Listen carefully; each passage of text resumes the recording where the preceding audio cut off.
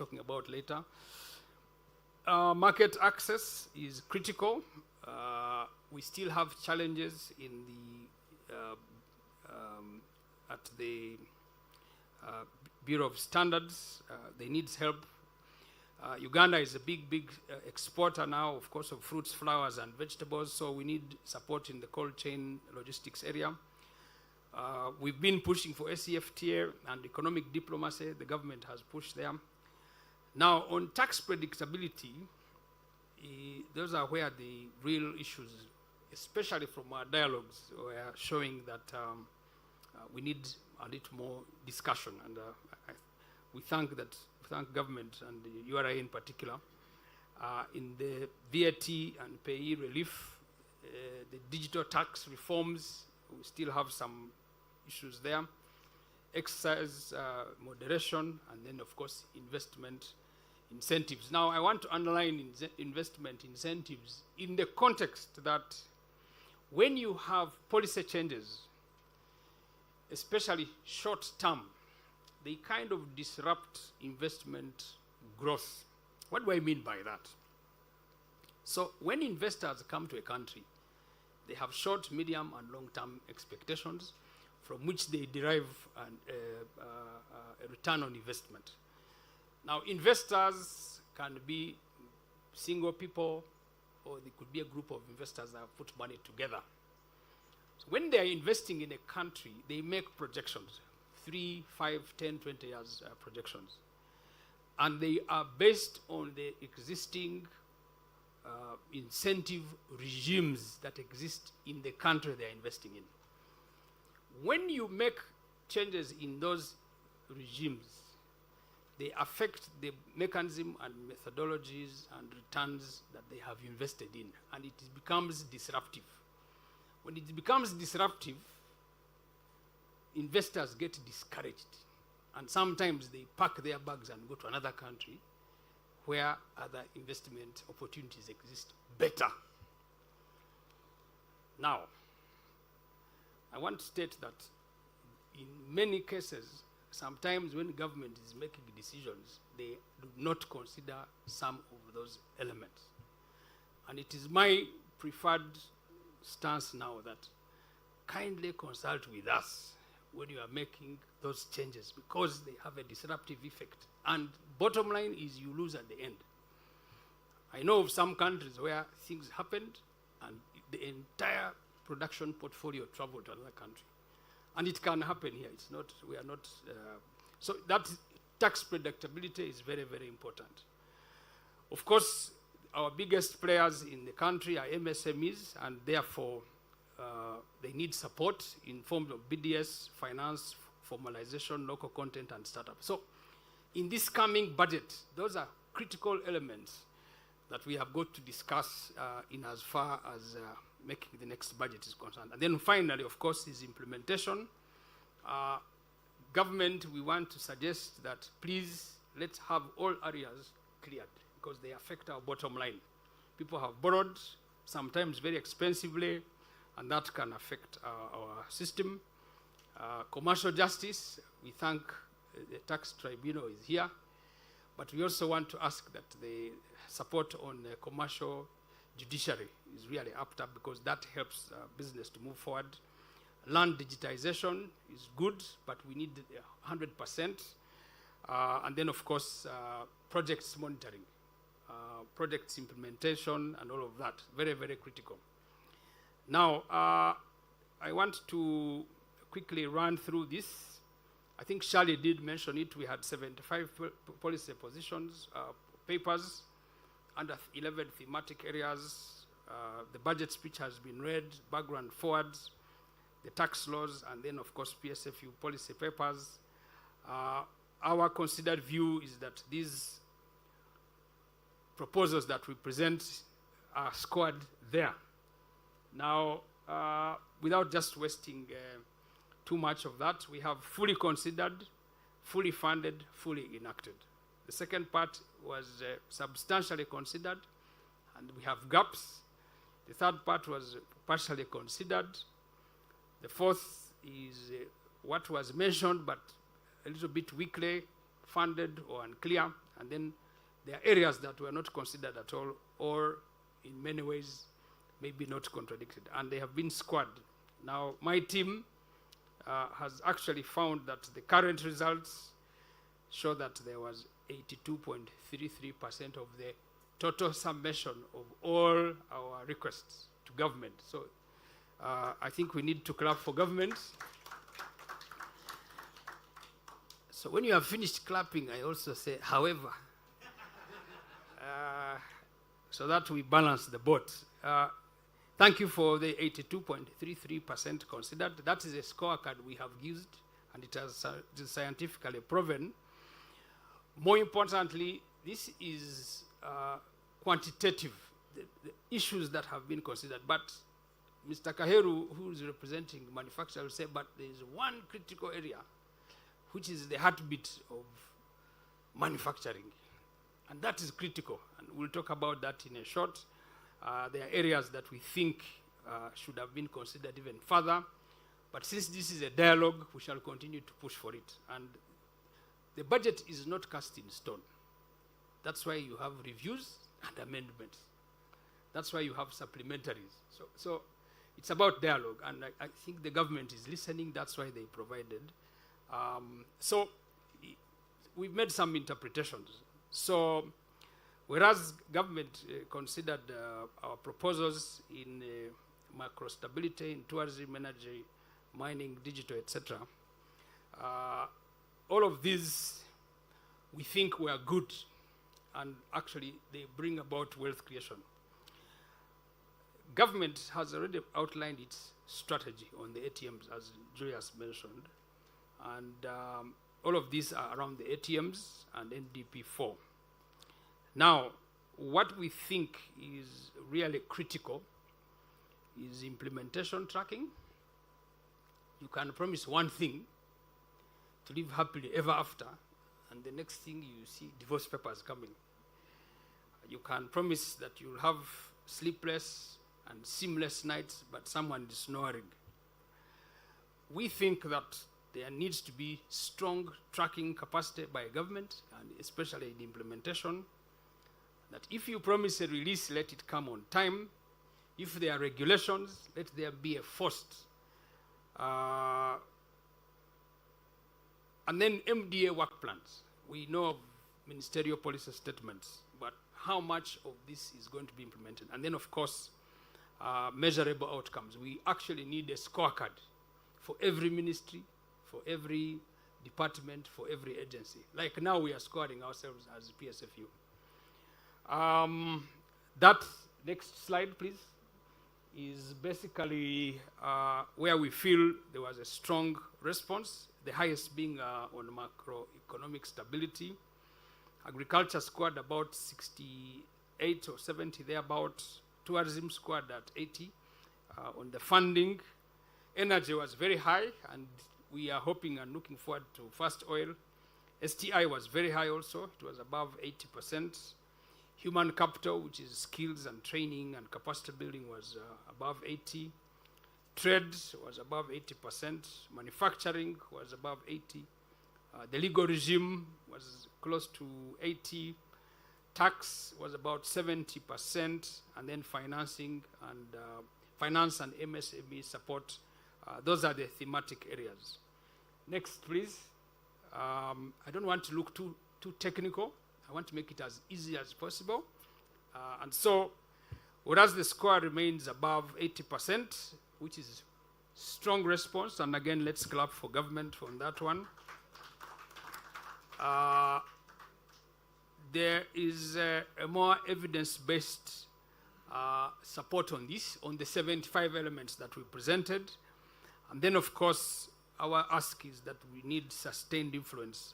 And again, it goes back to the critical verbs: implementation, monitoring, but also continued engagement. And so you can see over the years, if you could go back to the other slide, that has been our performance from 18. It went up, it went down to 20. That was, the downside was during COVID, and then it started to go up. But more importantly, we think the establishment of the private sector department in many ways helped And our prayer has been we do a PSD in each of those different areas. I'm coming to a close. The areas that we think need more help in the ATMS, whereas they are there, we think that there should be more emphasis on private sector support, especially MSMEs in that context. So we'll provide all of this on our website. You can go and visit what we are doing. My team has put a technical, next please, on the enablers, infrastructure, our human resource, our energy and governance. And I think the governance side needs a lot of support. We feel strongly that governance issues need to be given a lot of thought process, but also to increase on our justice system, especially in the commercial courts, to ensure that we have so many backlogs that can get out of there. Now, I'll just go through all of this. Our ask, on the next slide, our ask in the area of inflation, please keep it at about within the 5%, and you've done a good job. Maintain macro exchange rate stability, debt, have it paid, reduce cost of borrowing. We think that borrowing is still very high, and more than that, through the Ministry of Finance, we need patient capital. That's very, very important. Now, all of these precedents have got knock-on elements and responses. On the right, where there's government response in green, is what government has provided. But more importantly, what does it do when you keep inflation, when you maintain stable exchange rate mechanism, when you reduce credit costs, when you give patient capital? It then translates, and this is for policy people in the room, into investor confidence. People borrow more, produce more, and then they are able to be competitive in that context. Next slide on agriculture. Very, very important. On the blue line, we are saying we need to up the game on agro funding, irrigation, and of course, our biggest animal in the room is the issue of fake inputs. And I want to salute our partners here, the breweries people, the beverages sector, Coca-Cola, Pepsi. We've been fighting this war, fake inputs. Now, if you go down to some places in this town, they've got very interesting seals and packaging, but our productivity and our competitiveness is suffering because of fake inputs. Illicit trade, smuggling is a very big problem, and therefore we need support. Now, water for production, without wasting much time, is critical. But we feel at PSFU that we need to put water for irrigation at parish level, at farm level, because the biggest players in the agro industry are largely SME farmers, and therefore that's an area that needs to be supported. I've talked about cold chain earlier. On action C, on tourism, next. Tourism MICE is not a messe, it is meetings, incentives, conferences, and events. And the creative economy, that is the place to start to discuss. Now, it is true that government has increased tourism funding. We have a big portfolio coming next year in June. I think all of you are familiar with what's happening in the World Cup. Welcome, Mr. Biaranga. That's our chairman. I'm talking about your sector just now. He's our chairman for the ICT sector at PSFU. Very welcome.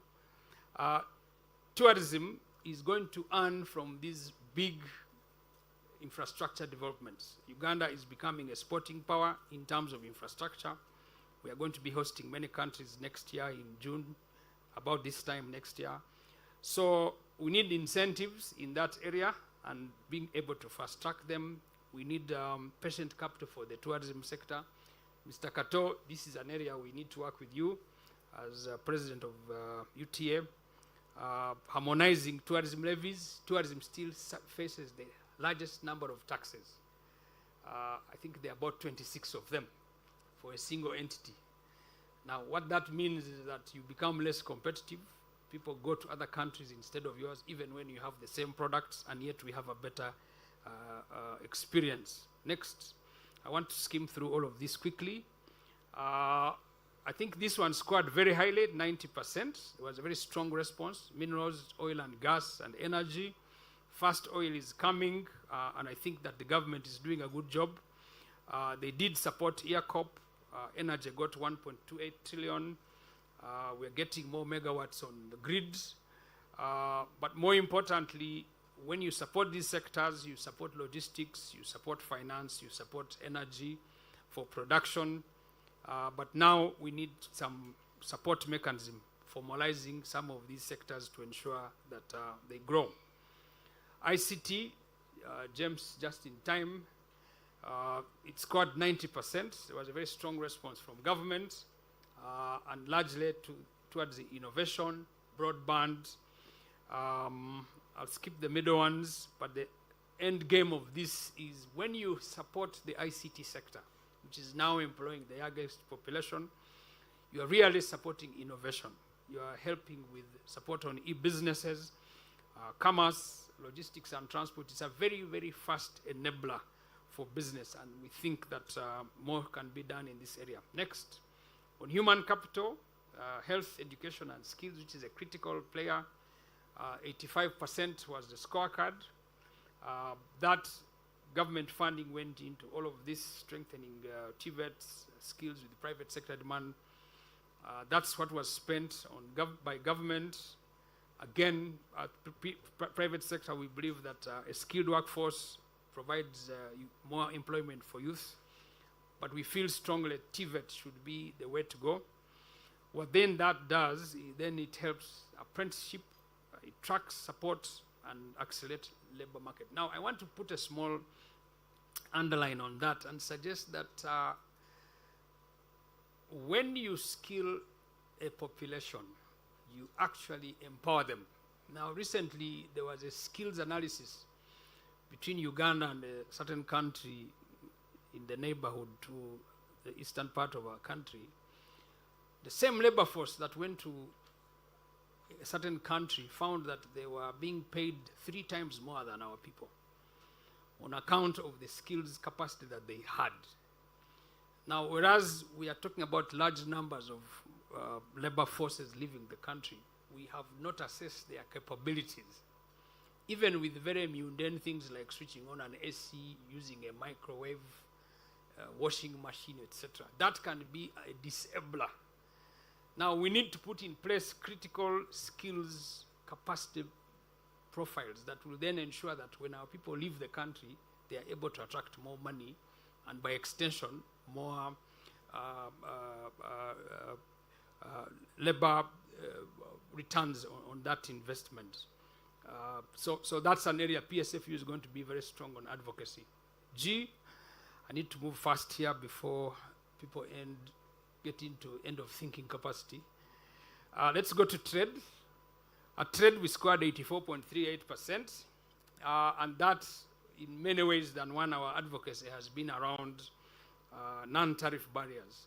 You notice that these last 2 years, a lot of our neighbors have been blocking our borders and, having a problem. But one of the things we strongly believe, and government has promised put in some money, and I think the cabinet has been visiting some areas, is SGRs. We are in discussion with the ports authorities on Lake, especially Lake Victoria, border efficiency, and we thank URA and our customs team. But more importantly, SCFTA. Uganda and many other countries are still trading with Europe, Asia, and America. We only have less than 16% of trade amongst each other, which is not good. Government has spent what is there in the government response. What we think is going to come out from this budget will be what is in the orange sector.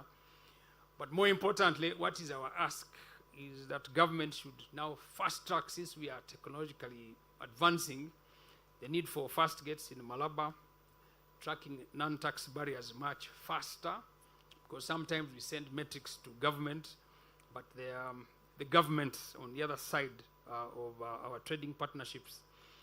But very importantly, infrastructure in the cold chain area. Again, some of our products are being sent back in Amsterdam because of cold chain weaknesses, and we think that should be avoided. But more importantly, we can only go further afield if we can develop this area. Next, on manufacturing, which is a big player in the room. We scored 85% in terms of the responses that the government scored 85%, especially in the context of improving competitiveness. Our ask has always been on energy and logistics costs, and then of course the formalization of the housing sector, which Shirley represents. Government spent that in the green responses from there.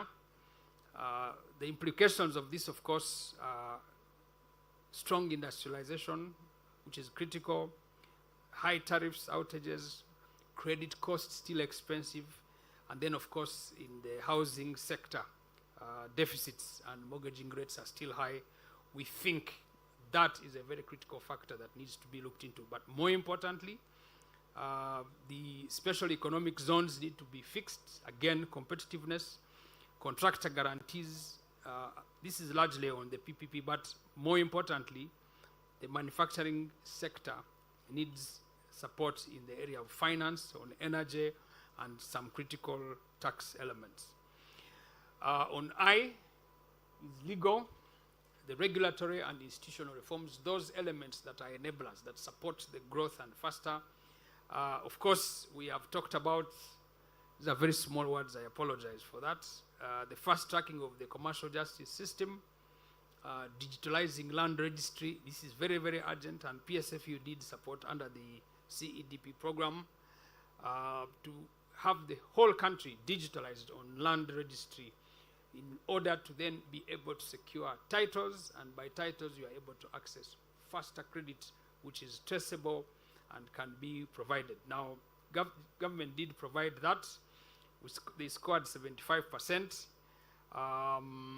We think and strongly believe that we need to improve on these commercial cases. A lot of money is locked, unpaid is about almost 6 trillion shillings locked in commercial cases. That is capital stuck somewhere. Land disputes continue to be a very big thorn in the way business is performing. And our advocacy in the next 1 year, ladies and gentlemen, is going to be especially to reduce commercial case targets. I think that you could help with your colleagues on the other side to improve on this side. We need more judges and cases really fast-tracked because this is where the heartbeat of the economy is. And then, of course, the titling, I've talked about that. And then, of course, PPDA, we still have issues there. But for time, I will just avoid the details. Of course, tax policy and tax administration, it scored about close to 71%. We think that was a bit of moderate responsiveness. Government did provide those thresholds there. Our belief system is that there should be a relief for MSMEs. Excise increases are still a challenge. DTS is still expensive. Manufacturers in the room know this, and we've been pushing for this. And our view in this year, ladies and gentlemen, is to push for a tax roadmap and impact assessment, especially on some of these tax issues. We still advocate for reduction of DTS costs because, again, we have given proper statistical analysis on a reduction on DTS has a fantastic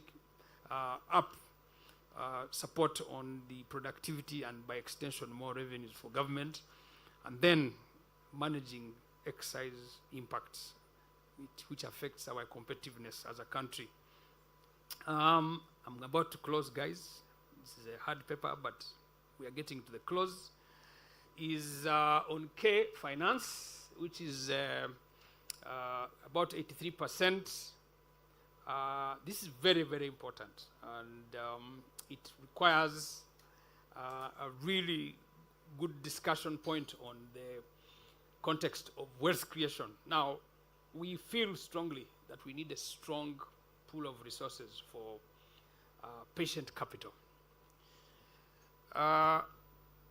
Agriculture, tourism, manufacturing, when you set up a business, there is always that gestation period before you start to make money.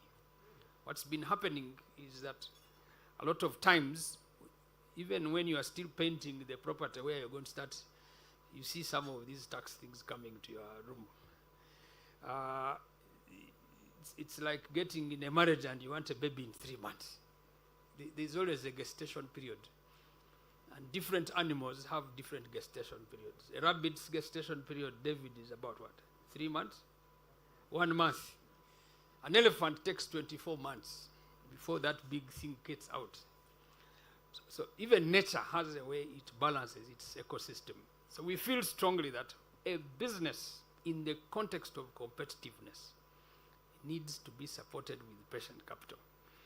I'm thankful to government, especially for, I think, SCF, Agricultural Credit Facility. They've provided a window for 3 months, which is good. I mean, 3 years, which is very good, because in 3 years, then you are able to produce. And production then, of course, offsets the costs. I'll borrow an example in tourism from our neighbors in Kenya. They have something called a TDF. It's a Tourism Development Fund. So the TDF in Kenya operates like the UDB of tourism. So what you do there is, if you are building a hotel, a travel or tourist facility, you are able to borrow money. They give you 3 years of patient funds. And by 3 years, if you're building a hotel, a lodge, a tourist facility, you're really stable. And then you start to pay it back on a longer threshold. The reason they are very competitive in tourism is because this has helped to grow this sector. So we are asking, ladies and gentlemen, government, to whom we pay taxes and we are very loyal and we don't sleep, please create some basket of funds that will support this effort so that we make our country competitive. Of course, we want all of this to be done in the context of PDM, and then give us a longer threshold for clearances. Create a schedule, and this is nothing new. It's being done in other countries. Now, I'm closing in 2 seconds. What were the major wins for the private sector? This has been a deep paper. As you can imagine, we've done this for a year, so I'm just really giving an accountability. Musasi took 3 hours. I've taken about 25 minutes. So what were the major policy wins for the private sector? And here I'm speaking for the private sector, ladies and gentlemen. Of course, we applaud government on macro stability. The figures are there. The ATMs, for which most of us are operating in, did score that. Manufacturing was given a bigger allocation. Tourism, the digital economy, tax relief, housing finance, and wealth creation. Those were the overarching sector players for us, and we really applaud government for that. But on the concerns of the private sector, ladies and gentlemen, we still have issues. Number one, the cost of credit is still high, competitively. Our neighbors for whom we operate in the East African community, are lending much lower, and we think that we can actually equal or even go less. Domestic areas are still a challenge. I've belabored on that. Fake inputs are still a problem. And here we call on government to support UNBS and the other enforcement authorities, especially first line, URA, immigration, security, to be able to manage that. Cold chain, as I had said before, especially to help us on the horticulture, floriculture, and all of these fresh foods elements, especially in the area of the cost of cargo and transport is still, and of course storage is still a problem. Tourism levies, Mr. Kato, we need to move down from 26 different taxes to at least 3. We're not evading, but at least let there be some support. But more important, what are the implementation risks? You lose money, you lose on excise duty, you lose on contract farming challenges, commercial justice, and then of course PSD funding. All of this is going to be available on our website. Now, in closing, we are going to have to address these areas, which I have mentioned as challenges, and that's going to be our calendar activity. So Shirley and our leadership from Sarah and Chairman, these are going to be the thrust areas of our advocacy agenda. And then, of course, next slide, the one post-budget. What happens after this? What happens after this? We are, PSFU, are going to confirm with the different departments of government, the parliament and MDS. We are going to monitor these releases. Julius, I think our work is cut out with our colleagues at CSBAG and other places, whether or not some of these releases are going to be actualized. Of course, the tax guidelines is really a question of discussion. And then, of course, every MDA has quarterly work plans. We are going to be working in tandem with them. Why is this important? Is we need to resolve the bottlenecks. Ladies and gentlemen, when you manage high costs of barriers to trade and doing business, you then manage supply chains, and more importantly, you make more resources, you pay your taxes, you employ people, there's more consumption, government makes money. But more importantly, we are also going to report these outcomes. And I think Ministry of Finance has done a good job in this. So we're going to be doing quarterly implementation reviews to ensure that these commitments are being put in place. And finally, ladies and gentlemen, this budget, in our view, provides a very strong foundation for private sector-led economic transformation.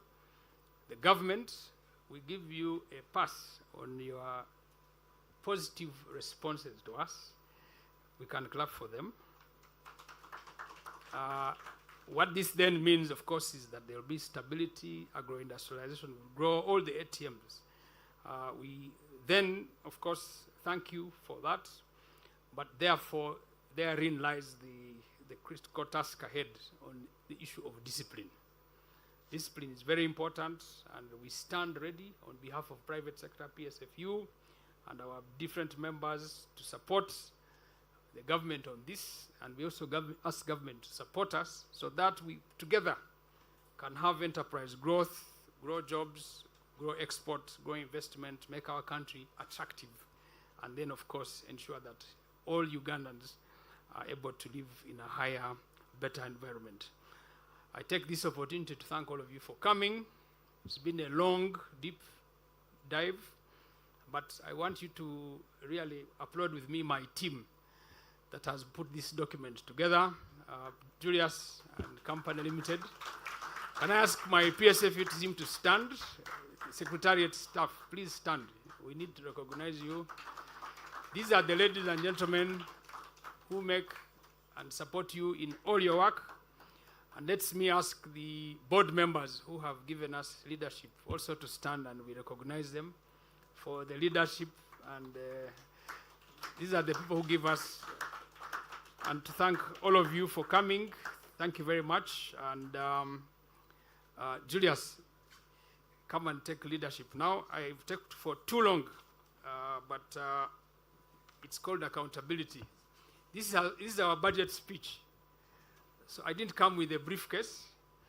I came with a case full of ideas. So I thank you so much for coming, and let's pray that God will give us a prosperous financial business year. God bless you.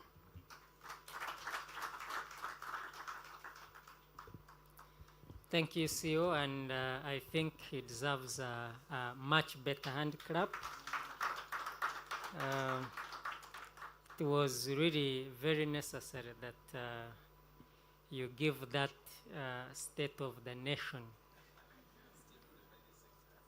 address, specifically looking at private sector growth. And it gives us really a view that as an economy, we can't grow unless we listen to each other. That is the government and the private sector. And good enough, the Minister of Finance is represented here. The Justice is represented. PSD is represented. The 45 trillion that you need from the private sector, Madam Diana, you must support us to give that money to you. One scholar who writes a lot on financial management called Dave Ramsey said, you do not go broke trying to appear rich. By that, he was of course looking at the lifestyle of people who try to appear very rich when they are broke. But in the real sense, we've seen this work oftentimes in developing economies where we tax ourselves to the bone while trying to impress those who lend us money that we can actually pay that money back to them. And at the end of the day, we've choked our economies and gone broke entirely. So we must, as an economy, balance between tax increase and economic growth, but you can't eat your cake and have it at the same time. Even developed economies, including the biggest economy in the world, what they normally look at is tax cut. President Trump's primary policy, I like talking about him, so don't crucify me for that. His primary policy throughout his campaigns has, as regards economy, was primarily on tax cuts, including tax on tips. Why? Because in the last less than 2 years, he has attracted more than 17 trillion in private sector investment to the United States. So you can't eat your cake, Honorable Minister, and have it at the same time. So it's either you choose to tax us to the bone by increasing excise on almost everything, including water, which is essentially a human right, or you let us grow the economy, then you have one business which can pay tax and clear your entire budget. This is just the 84.3 trillion budget is just 5% of Elon Musk's tax that he pays to the US government. 5% of his entire tax. So, and good enough, of course, as was ably mentioned, 95% of discretionary expenditure, and we thank the ministry for this, is going to ATMs and enablers, which essentially means that that is ideally, and you can underline that, money going to the private sector growth and promoting our competitiveness. However, budget implementation is still a problem, Honorable Minister. You allocate money, but the question is, does that money get spent and to the right priorities? So if this money that gets allocated actually gets spent in the next maybe less than 14 years, or like 10 would probably achieve the 10-fold growth strategy. So budget implementation, we must change the way we do business. You can't take 4 years building a bridge of less than 100 meters and you want to grow $500 billion economy. And you know this, we know this. We must change the way we do business. Tax predictability. We had reached somewhere with the ministry, especially on excise. Then we went back to business as usual. You will notice that where performance was poor at 70.8% was on tax policy and tax administration. All the amendments that were made in the excise duty tax, they are very, very bad. Here I'm not being diplomatic, I'm sorry, Madam Chair. They are not good for economic growth. And because I remember when we had a meeting with the Parliamentary Committee on Finance, Planning and Economic Development, and members were complaining, dealers in fuel are speculating, they're already increasing the prices on the pump because they anticipate a 12% tax increase on fuel. I told them, fuel, you are net importer of fuel. 100% of our fuel comes through from the Middle East. Hormuz, the Strait of Hormuz was closed. Global prices had increased. So it can't be the same time you're increasing excise on fuel. Unfortunately, and this I will say, unfortunately, I don't have MPs here, but only 5% of the proposals that were given by 100% civil society are considered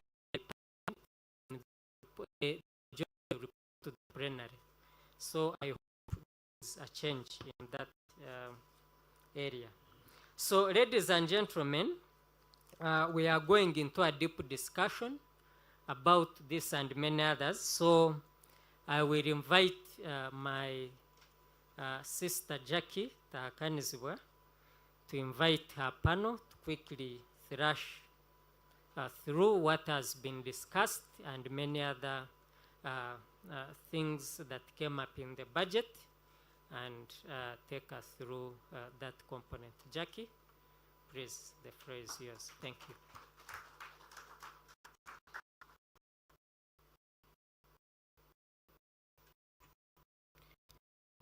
And good morning, members.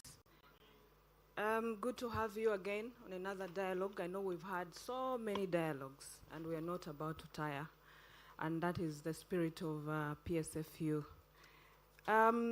So I understand that I have more panelists than the chairs, so I guess the team that is supporting us can help us with I think one chair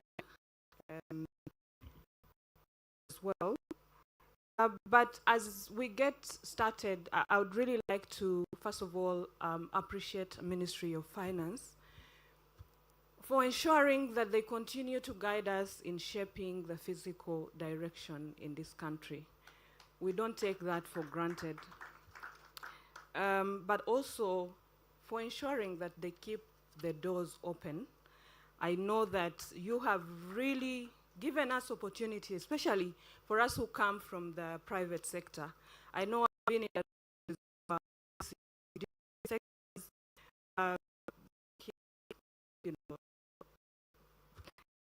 brewery. I see my colleague over there from the breweries send my greetings. Oh, and my former boss right here. You, and good to see you again on these streets. You really have been here and we continue to be here. But Ministry, thank you so much for keeping the doors open. Despite the fact that sometimes we talk and you're like, well, talk when you get tired, it's okay. And then you come up with your own other, policies that probably you think are best for the nation. So we appreciate the support that keeps coming through. And then I would also like to appreciate the Private Sector Foundation. Being the apex body that brings us together, I know as members we bring a lot of pressure to PSFU. And I understand that there were sleepless nights at PSFU, especially when the budget was read. We were seeing different things.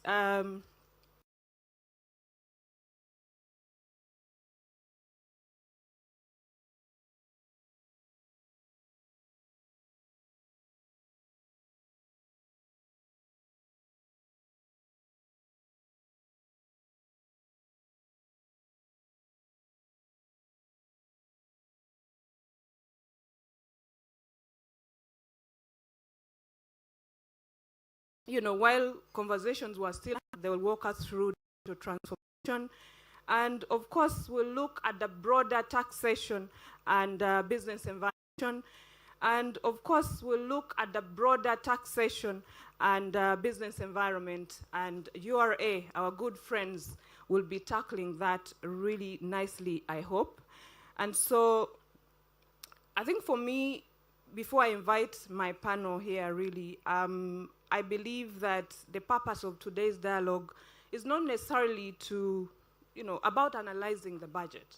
I think for me, it's more about understanding what the budget means for the actual businesses, and also interrogating whether, the policy intentions are actually practical on the people on the ground, yeah? Like people say it that, sometimes we can sit in the boardrooms and make policies, but ku ground, viralamuko, like Baganda say. On the ground, it's really totally a different story. And so we really have to make sure that this dialogue generates actionable recommendations, probably for implementation. And as it is always said, that a budget is only as powerful as its execution. Now, ladies and gentlemen, without further ado, please allow me introduce my panel. And I will start with Mr. David Wozemba, the Country Director of AGRA. A big round of applause as he comes through. And he will be speaking to commercial agriculture and agro-processing. All right, and moving on, I'll invite... Okay, I think I'll move to the lady from the Ministry of Finance, Ms. Diana Nanono. Because, Diana, I can warn you, Bambi, you're going to be on a hot seat. But it's fine. They can clap for you as you come. Probably that can calm the nerves. Yeah, Diana Nanono, Head of Private Sector Development Unit at the Ministry of Finance, Planning and Economic Development. Diana, most welcome. And thank you for always being there for the private sector. I would then invite Mr. Issa Kato, the Vice President of the Uganda Tourism Association, who will be dissecting issues concerning tourism. Mr. Issa, you're most welcome. I'll move on now to the taxman, the tax administrators. Grace Aine, really, you need no introduction. Just come forward and tell us your stories. Hopefully this time they are real stories. Yeah. And so Grace will be discussing with us and addressing tax policy and administration issues. And we are going to be joined by the beautiful lady from MTN. Ms. Rona Arinaite, the Senior Manager, Communications at MTN Uganda. Rona, you're most welcome. All right, so we move on. I hope we have an extra seat, yes. We move on to the main man who we have really struggled with and been in the trenches for the longest time. When I left university, I heard about Simon Kahero. Even when I was still at uni, I was hearing about Simon talking about taxes, policy, what? Simon, you really suffered. Please come forward. Yeah, a big round of applause to Mr. Simon Kaheru, the Vice Chairperson of EABC Uganda chapter. I believe that should be it. We were expecting somebody from the Chamber of Mines. I guess they're not here. All right. If they're not here, we will then get started. I welcome the panel once again. Thanks for making the time. And so let's have this conversation, deep dive, and then we'll get to hear from the audience at some point. So I would like really to start this conversation with a very quick question. It may be simple, but a very quick one and good for us. We have had the budget. We have had different budget speeches as well. I would like to hear from each one of you, probably a minute or two, what does this budget get right? And what must be fixed real quickly to unlock private sector growth? I know this question was not on the script, but I've put it. I'll start with Simon, because you're itching to answer that. What needs to be fixed real quick? Or what does the budget get right? Okay, thank you very much. And without wasting any time, my favorite bit is where all these governments, Rwanda, Uganda, Kenya, Tanzania, placed a focus on administrative efficiency, okay? Cost cutting rather than new taxes. Yes, we have a couple of new taxes in some places, but they all realize that there's a need to look inward and start cutting costs. That's a message we've been giving them for a very long time. Mm-hmm. And I'm happy that the reason they have taken that approach is the pressure from outside of East Africa. You know, the lack of, or the decreased foreign funding. Where's Julius? He mentioned my favorite president of America, Donald Trump, the best president of America for Africa. Cutting funding for Africa forces us to do things better. And I think in East Africa, we've started on the path. But I have more to say that's not very kind, so I'll stop there for the first minute. All right, thank you so much, Simon, for that punchy submission. I'll move on to Rona. Hello, good morning. So your first question, what does the budget get right? I think putting digital transformation or technology at the center of unlocking all the other sectors, that it gets right. What I think it needs to unlock, the things that are hindering digital participation for the wider nation, country, so that then this can drive economic participation for everybody. Great, I'm liking these punchy conversations. We go to you, Dana. Thank you, Jackie. Again, I think that what this budget really gets right is prioritizing the productive areas and sectors of the economy, which are the ATMs and the attendant enablers, as well as ensuring that we have affordable financing for the private sector, especially the wealth creators. Thank you. Great.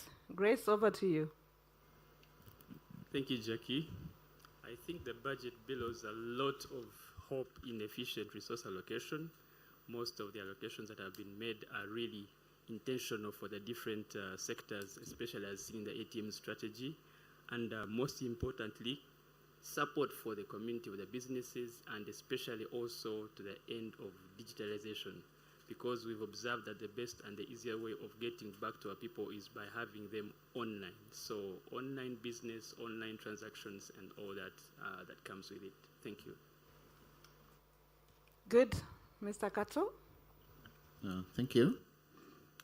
I think in addition to what everyone has really said, I think the budget has tried so much to harmonize several sectors into a united force to make us all win as a country. And in my sector as tourism, you realize that we had even an increase in the budget. What I only ask into this is how do we break it down to those core areas that can support our business, and then we compete globally. Thank you. All right, thank you, Mr. Wozemba. Thank you. From our side, and I'll speak from a point of information, having participated in a number of budget reviews for the last 3 years, and having been the chair of the donors group for the last 2 years too. There are two perspectives. One is the allocation of resources on the agro-industrialization component, which is critical in the NDP 4. This is the highest budget allocated over the last couple of years, and you can go back and check. And critical to it are elements that have been prioritized. Research, irrigation, which is water for production, value addition, critical, post-harvest handling. Aspects around inputs are critical in the agro-industrialization agenda. But I think the elements that possibly are a missing link that we'll talk about around policy harmonization. But to a large extent, it has, to a big, supported the agro-industrialization component within the. Thank you so much. I like the fact that some of the panelists got the instruction right and gave the, both what the budget got right and what needs to be fixed. And I can see some people really intentionally moved and missed out the quick fixes that we need to do or have in the budget, and I will forgive them. Yes, they have jobs to keep. Moving forward, I'll start with the commercialization of agriculture, and again, I'll go back to Mr. David Wozemba from Agra. We know that it's really key on the agenda, commercialization of agriculture. And so we understand that Uganda continues to have a really very significant agricultural potential, but again, the value addition and agro-processing remain a little bit limited. Again, what is that missing link in the policy? And where should the budget focus, to build stronger agriculture value chains, improve market access, and also position Uganda competitively in the regional and international markets? Thank you. And I'll start from a point of possibly an active participant in the same space where I have supported the designs of some of the policies, and to a large extent, some of the policies sit on the shelves. I think the biggest worry, and this for me stems from last year's joint annual program review that we did with the key participants within the agro-industrialization component. We realized that the weakness within which to deliver the 10 growth fold was in how do we really dust off some of the policies that we have and just take it to the next level of implementation. The weakest area is around how we implement. It's not about having new policies, it's just getting closer to implementing, even if there are only 50% of what we have being taken to the next level.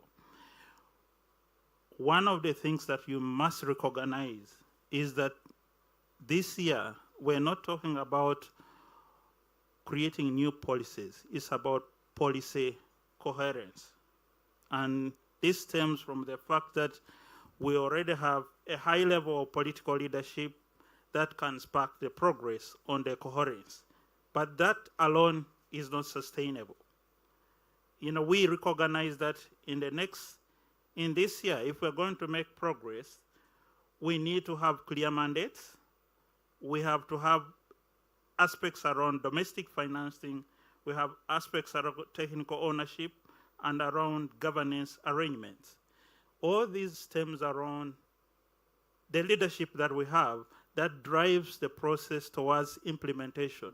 But then that alone, if not, if the accountability is not well aligned, we tend to fall short. And this is one of the biggest challenges we have in this current budget, and we must take it to the next level. Using the coordination mechanism to tackle fragmentations across sectors and levels. This is one area, and I happen to have sat in yesterday's validation meeting where we are reviewing the state of the investment in Uganda, report in Uganda for the last 1 year. And we're looking at also the last 5-year trends. Recognizing the biggest weakness in that report was around coordination around the key different institutions that bring to bear some aspects that need to be implemented. Take a simple example, the one-stop center at Uganda Investment Authority. You find 3 or 4 of them sitting in the same room, but having different views, and yet it's a one-stop center. So we fall short of implementing what is required of us. And this is a whole aspect around coordination, around ownership, and around driving the next level. There's the inclusive participation that can help navigate diverse interests and strengthen cohesion. Diverse interests, you know, the development partners, the private sector, the government, we all have diverse interests. In policy implementation, if we don't harmonize this, there's a high chance that we'll fall short of implementing, you know, what we have set as the critical areas to spur growth. And if we're going to spur growth, ensuring that this inclusivity is critical, and it will give us the next level of harmonized decision making, but also quick wins that we can generate instead of operating in silos. Budgets and financing often fall short, but keep pace of coherent ambitions. What are those ambitions that we need to look out in the budget that we need to drive forward? Because largely what we set to do is not what we do at times. And I've looked at the budget for last year. We had said, yes, we're going to give agro-industrialization 1.8 trillion. But what happens? We ended up with 1.3. What was the unfunded priorities? They were significant. I happen to be part of the program implementation review, and we, as part of the agro-industrialization company, and review all the budget areas. But what we find are the unfunded priorities. They're significantly high. And yet when we commit the funds, it means we must be able to actually implement at least 60-70% of what we committed. That alone, in one way or the other, actually when we do the reviews on a quarterly basis and on an annual basis, we find a lot of unfunded priorities that we set that we wanted to actually implement in this budget. The monitoring aspects around our policy areas. So there's been elements around limited space for reflection and adaptation to the constraints of coordination, resource allocation, adaptive management. Again, this aspect is critical if we're going to drive this to the next level. We must sit down and reflect. Every time we do a quarterly review as programs, whether those actions are taken forward or not is a different agenda altogether. We sit together, we discuss, but the next actions possibly are weak in terms of our implementation. So how we adjust to make sure that these resources deliver the impact that we have. So the areas that I find that we need to put emphasis is around implementation breakdown, is around capacity and financing constraints, is around partial implementation support. And those are all elements within the policy that if we're not handled well, we will still be lamenting whether we had a good budget or not, and whether the 2.2 trillion that has been allocated to commercialize agriculture delivers an impact. All right, thank you so much for that really very passionate submission, and it gives me hope that we have Minister of Finance here in the room.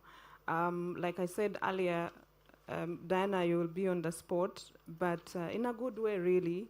But yes, thank you so much for sharing some of those concerns I have personally been, experienced the different views, divergent views at the business center in Kololo, the one-stop center actually.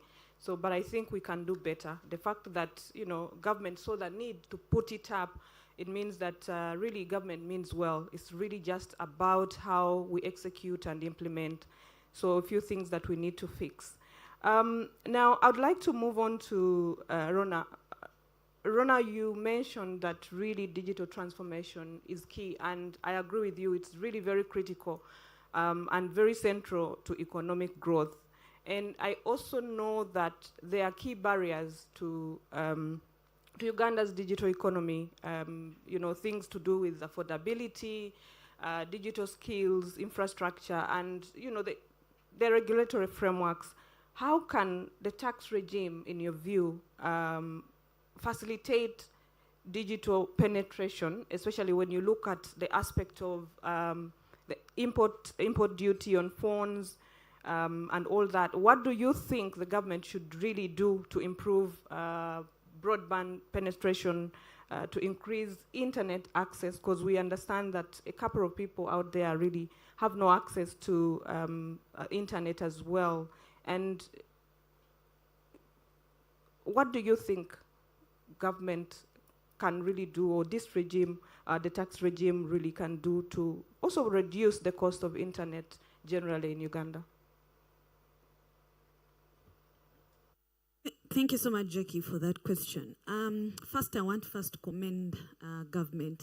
Sometimes it's easy to come here and point out everything that hasn't happened, but I want to commend the government. If you read the budget, you'll notice they gave some statistics in terms of how we moved in terms of the digital agenda in Uganda. We have over 20 million Ugandans currently using smartphones.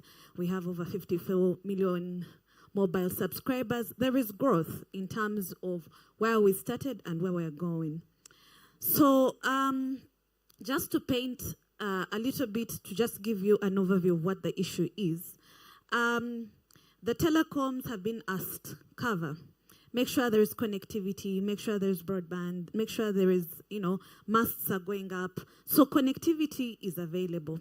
Between us and our competitors, you'll find that we have above 90% geographical coverage, above 90% population coverage, and about in the range of the 80s in geographical coverage, taking away lakes, swamps, and that kind of thing.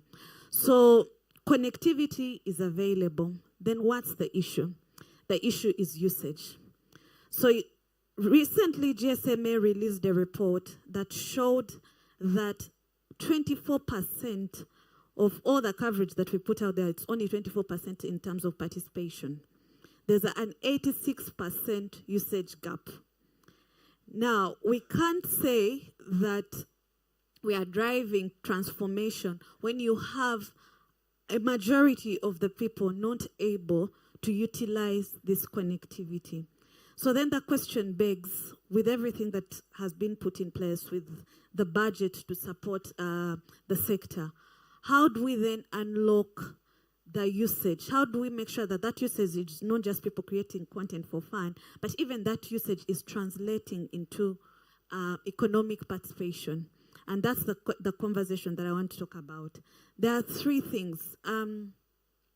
UCC, I think last week, released a report that talked about the impact of taxation in the telecom sector.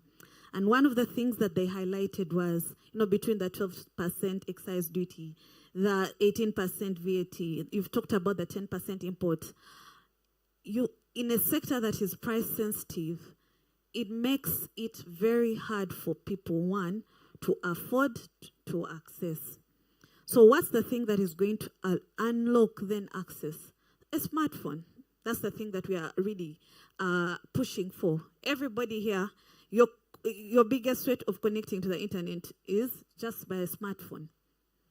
And that's the key gadget that is going to help everybody comes online. He was talking about how people are selling products online.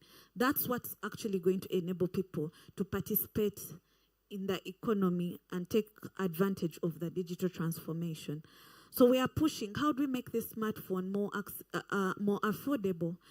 there are taxes that are layered on, that makes the price more expensive.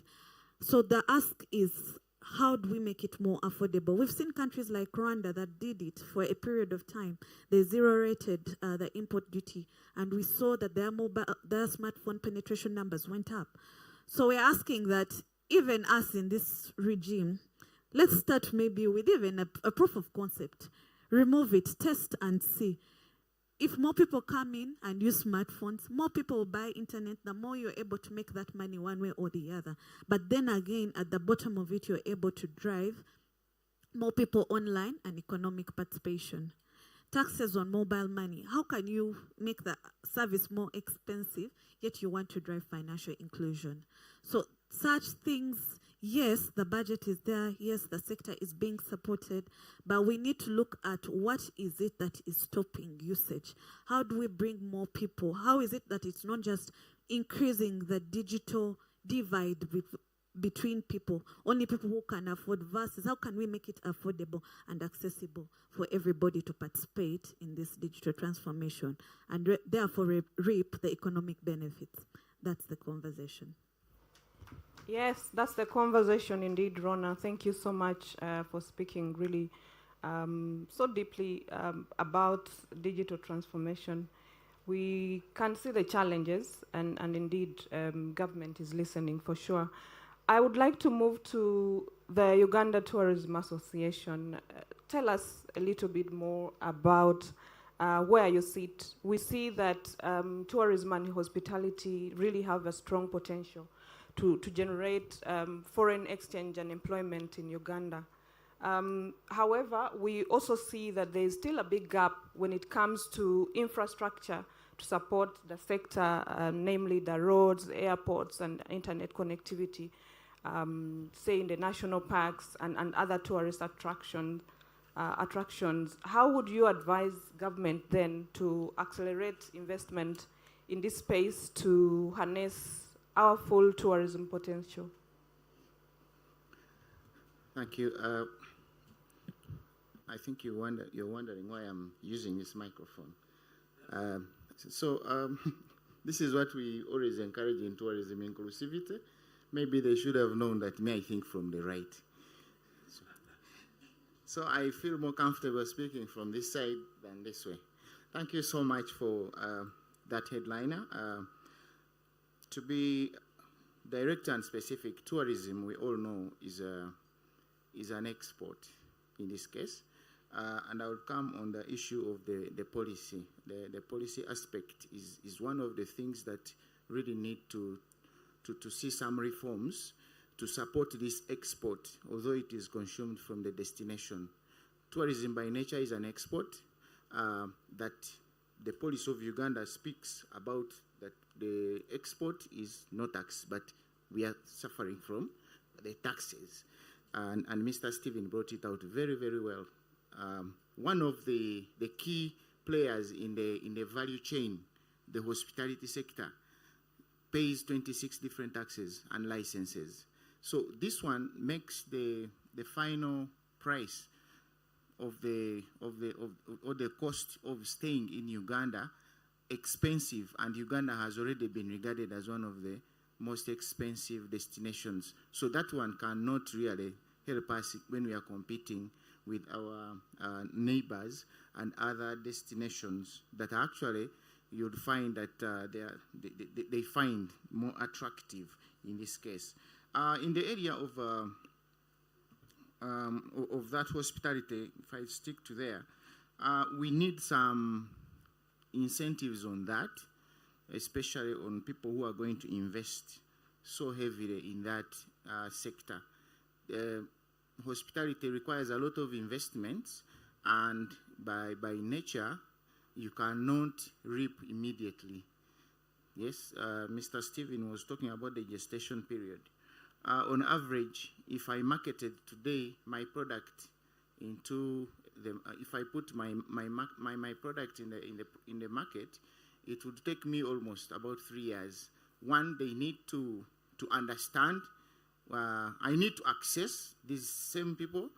I need to make them understand about my product, and then they have to take time to convince themselves and take a decision on what to do. Tourism is a process service whereby someone takes time to think about the destination, they take time to make a decision, and they take time to save to make that decision. So we need incentives to help these people put up facilities that are going to attract actually.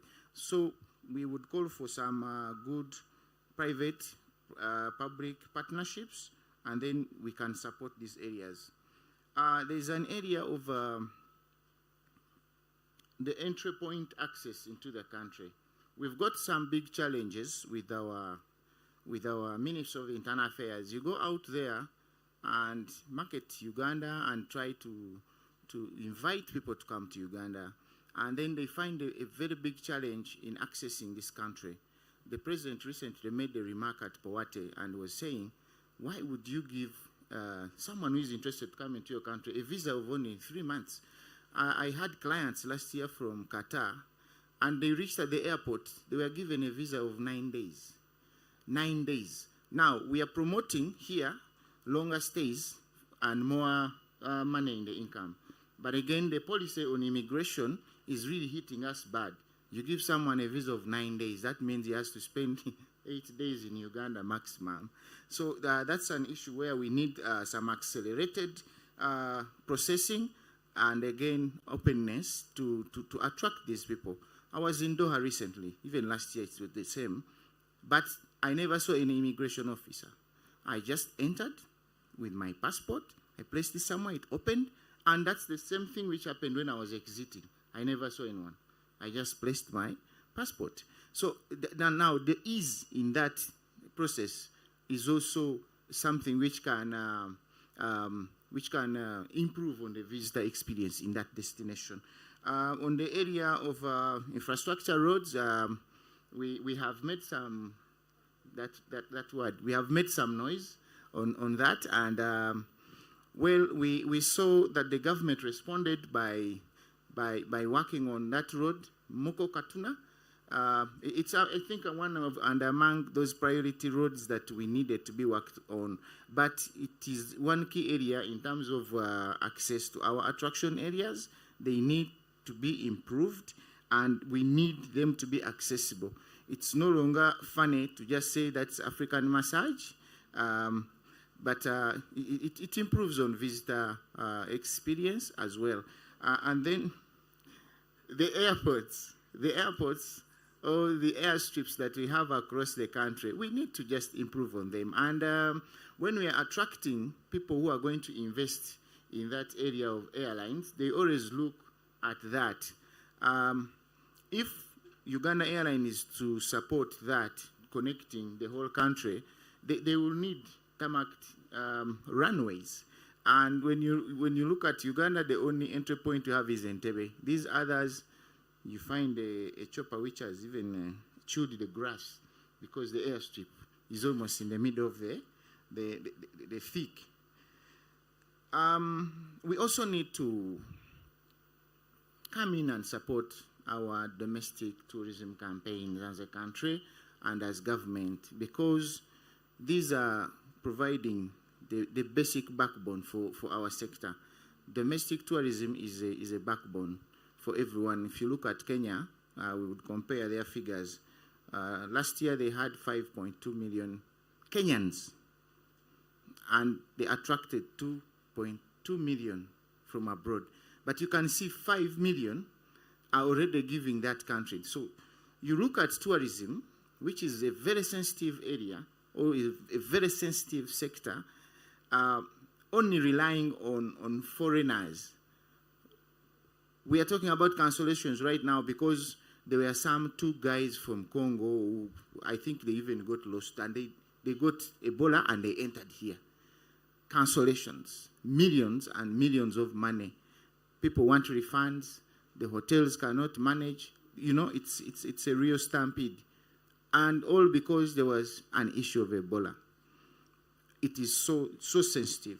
So we need our government to come in and maybe advocate for that in their policies, that honestly Ugandans should be able to tour their country. And maybe those that are in different jobs will appreciate, and when they are making announcements, they can think about that.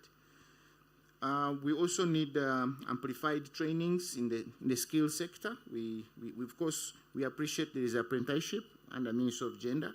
They've been supporting the hospitality sector with the apprenticeship, the trainings, and then the support where they are working from. But we need accelerated, and then also we need standardized service trainings. I have been to hotels these days. They are using so much of the trainees almost all the time, and these trainees go and they bring other trainees, they bring other trainees, they bring.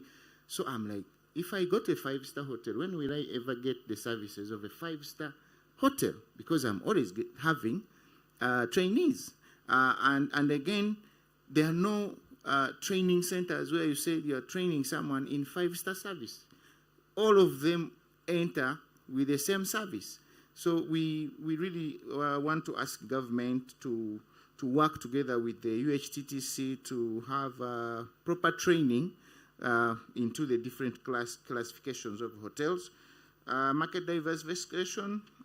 The MICE is a business tourism, and as MICE, it is one of the key areas in tourism that supports more tourists, and it is said by research that the business tourists stay longer and spend more. So we need to diversify from the usual only wildlife. We are talking about big 5, now big 7, but that key component is very, very important because it brings forward those people who are even possible investors in the near future. We need a review. Mr. Stevens spoke about it. We need some reforms in our access to finances. UDB speaks about giving us these big loans and huge support, but in operationalizing their work, they are operating like a commercial bank. In their way of doing work is actually a commercial way. You cannot expect someone to apply for a loan to build a hotel, and it takes years, and again, after acquiring it, immediately you want them to start paying back. So it affects some of the people who can not take those risks, leave that money there, because it is so risky to even pick it. I would also lastly talk about capacity building. We largely miss a point when we align or organize the teams that go out there to put together products and services when they are actually not well equipped with information and skill.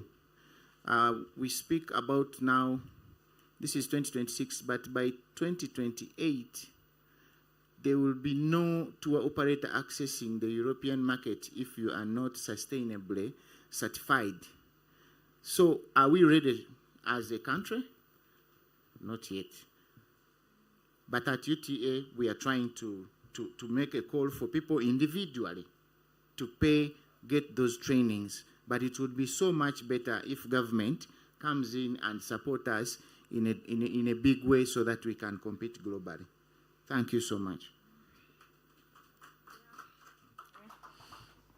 Thank you so much, Mr. Issa Kato, for really trying to break down for us the challenges that you may be facing in the tourism sector. I know that, this Ebola thing really affected very many of us, including being Ugandan, traveling out of Uganda.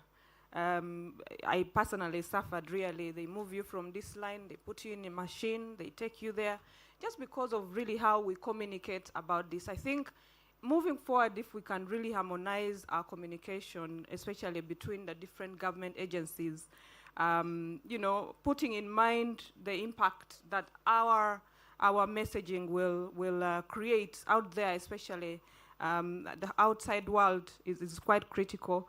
And the service you talked about on 5-star hotels, and you sometimes really struggle to understand why our neighbor, just our neighbor here, Kenya, is very good at service, but I know that we are getting there.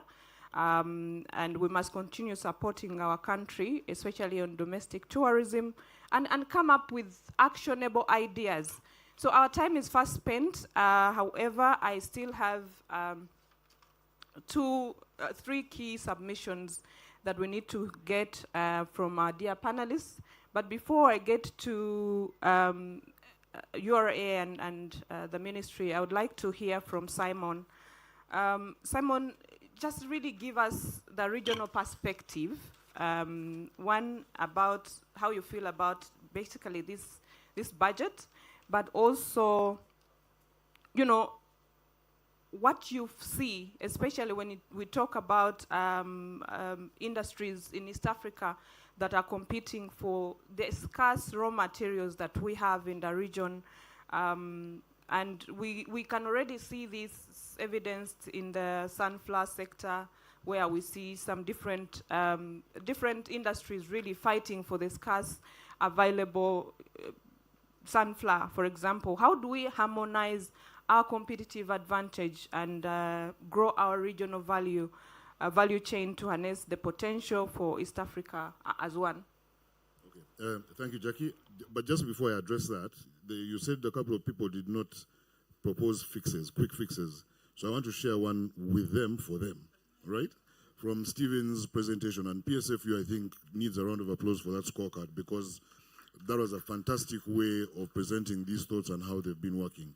One of two things that came out of that scorecard that stood out for me, I always talk about digital tax stamps and how it's this extremely unnecessary, ineffective cost that we, not just in Uganda, across the region, manufacturers are suffering.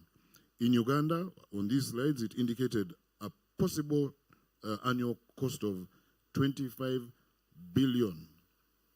Was that dollars or shillings? On another slide, Stephen highlighted the need for patient capital. Now, this is a contradiction in one presentation that all of us in this room can see and we know we can use to fix. Instead of these manufacturers sending money out to a Swiss company, let's give you that money to put into UDB so that we increase industrialization and productivity. Simple, straightforward, and who benefits? East Africans. That's a quick, simple solution that does not need too much discussion. However, when President Museveni made his budget speech, now coming to my answer, he clarified for Ugandans that this is not term no sleep, and a couple of people said it this morning. It is term no more sleep. The key word there is more. No more sleep. We've been sleeping for a long time, even on this issue of DTS. We've been, as manufacturers across East Africa, not just Uganda, making these pleas for 9 years now. It is time to stop sleeping. And when we come to the simple challenge you've stated, for instance, of access to scarce raw materials within East Africa or increasing production, we know what we need to do. Again, I call upon everyone here to go and listen to the President's speech on Budget Day, because he highlighted very clearly things that we know and understand and that are working for Uganda and need to be adopted by the rest of East Africa, so that regionally we take up this position that we've been promising we are going to take as Africa's biggest producer, especially of, we always talk about agricultural produce, but there's a lot more that can come about. Now, PDM in Uganda, it's only working in Uganda. It's only been implemented in Uganda. All the other East African countries should have started picking up on this, because the formula is simple, straightforward, and addresses this challenge, Jackie, that you raised for us this morning. PDM and models of that nature that bring more Ugandans or East Africans into the money economy is premised on increasing production, producing more.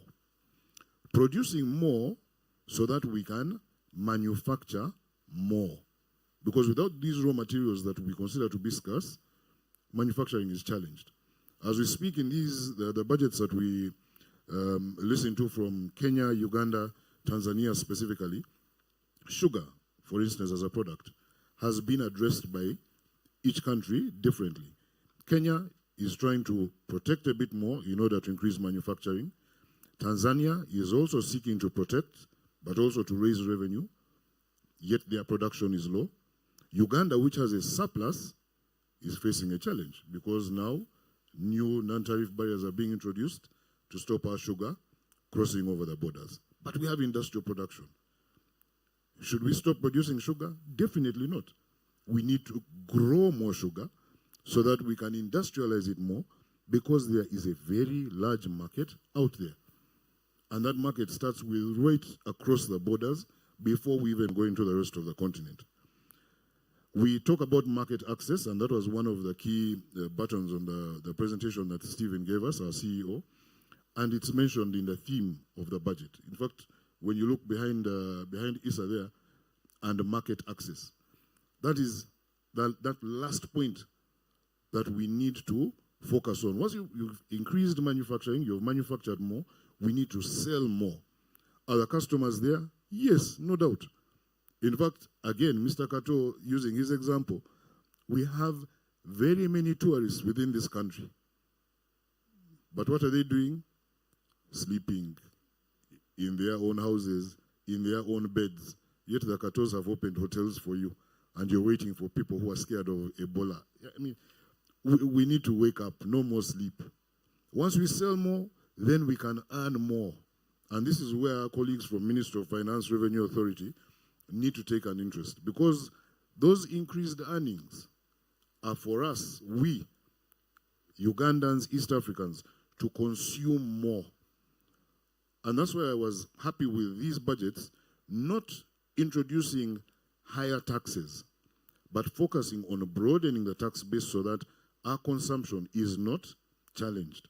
Except for the places where, again, were highlighted in Stephen's presentation, we feel that more can be done to lower consumer costs so that we can increase volumes, we can increase velocity of consumption. That increased consumption will finance more. That's where the money for our government people, our employees, remember, we must always remind the government that we employ you, where our employees will get the money required, not to pay salaries, but to provide these services, and even more importantly, to invest in more production. Coming back to things like PDM and M-Yoga and so on and so forth. Now, once we've closed those loops, we will never have a conversation about a shortage of raw materials. We can't even consider it. All the raw materials that we import into East Africa, except for those which you would call extremely rare, and I would challenge any of you to state what those would be, can be produced within here. I spoke earlier about global shocks. One of the key impact areas from these global, the wars, for instance, Russia, Ukraine, and even now with the Strait of Hormuz being open, closed. Fertilizers. Oh, the cost of fertilizers has gone up because now they can't come into East Africa. And yet we need fertilizers in order to engage in the commercial agriculture that David started off speaking about. Do we not have fertilizer materials in this country? Yes, we do. Have we been sleeping? Yes, we have. In Uganda, we spoke about the Sukulu project. I don't know how many of you have heard about the Sukulu Phosphates project in Tororo. A $610 million US project that has gone quiet. We have gone to sleep. Why? And that's not the only one. We have a lot of opportunity here that we need to activate in this term, no more sleep. And thankfully, in the budget, you've seen, Uganda specifically, you've seen a lot more mention of investments that are going to go into increasing this production, but that's premised on Uganda being ready to take on oil money. We are about to bank that money, and that's great. But if we misuse that money, if we do not apply it to increasing production at the very front, market access at the end, then we're not going to achieve these objectives. And that's why the tracking and monitoring that Stephen spoke about has got to continue non-stop. And I feel that we, as the private sector, have now got to take an even more central position. Diana here is going to become my new best friend because of the department she heads. We are going to have to sit in these offices with them to ensure that all these aspirations that we are talking about are executed, and are executed in a way that makes PDM not a political statement, not a fun promise, but a reality that can be applied, adopted across the entire region, so that we talk about having wealthy, prosperous East African products going out onto shelves across Africa under the Continental Free Trade Area and even the rest of the world. We know we can do this, and I honestly trust we will, if we continue the focus that we've applied so far. Thank you very much. Thank you so much, Simon. When elders speak, you can't repeat a word. So I'll move on to our good friend from the Uganda Revenue Authority, Grace. I know that you have a huge target of about 45.9 trillion. You're already thinking, I know where you're going to go. This room alone, you'll go to the people who really pay taxes religiously. They don't default, they pay on time, they are compliant, and you'll go back to them. And we know that there's a bigger percentage of people in the informal sector that are really making serious money, and they never get to see anybody from URA. But I know that is a conversation again for another day, and I know colleagues in this room who will be talking about the informal sector shortly when we open up the mic to the audience, especially seeing that there's a lot of illicit somewhere that I know, but nothing is happening. All right, so beyond taxes, or beyond tax rates, Grace, we know that there's businesses often raise concerns around compliance costs, administration, then there's that bit I've just talked about, selective enforcement. There's also the element of really not very pleasant customer care to the taxpayers, especially when it comes to demanding for taxes. And then the other key thing is around the turnaround time, remaining really not well functioning due to the URA's refusal to honor its rulings. Yes.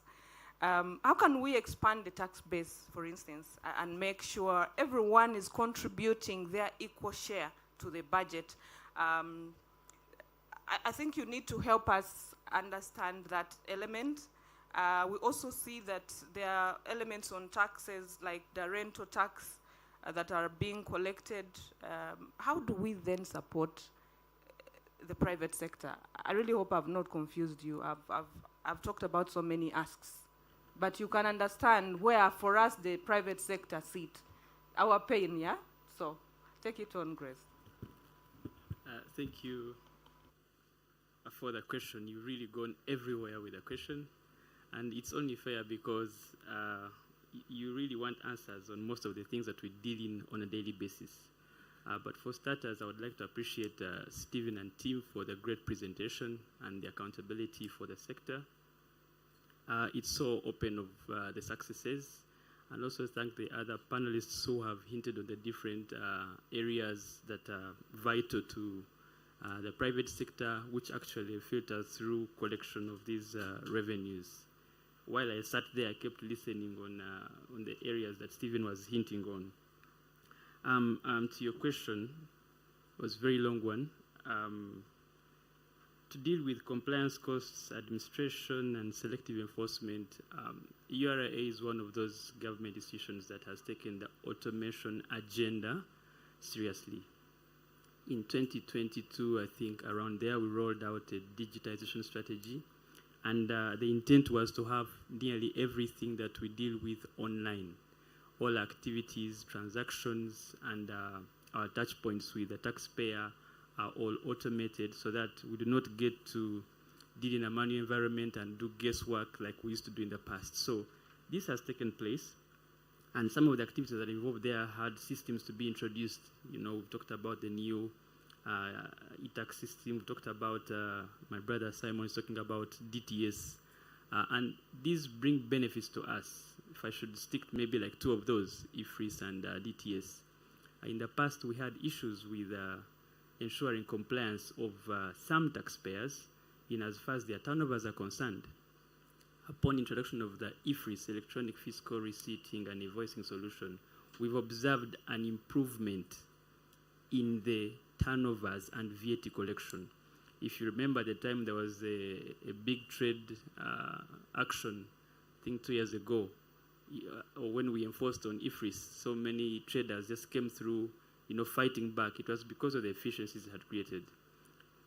In that small period, we had a 12% growth in revenue collection itself. These taxpayers who joined IFRIS have since stayed on, so is the efficiency of this year. So these measures have come in place to help us. DTS, quite important. We have a study we performed last, I think 3 months ago.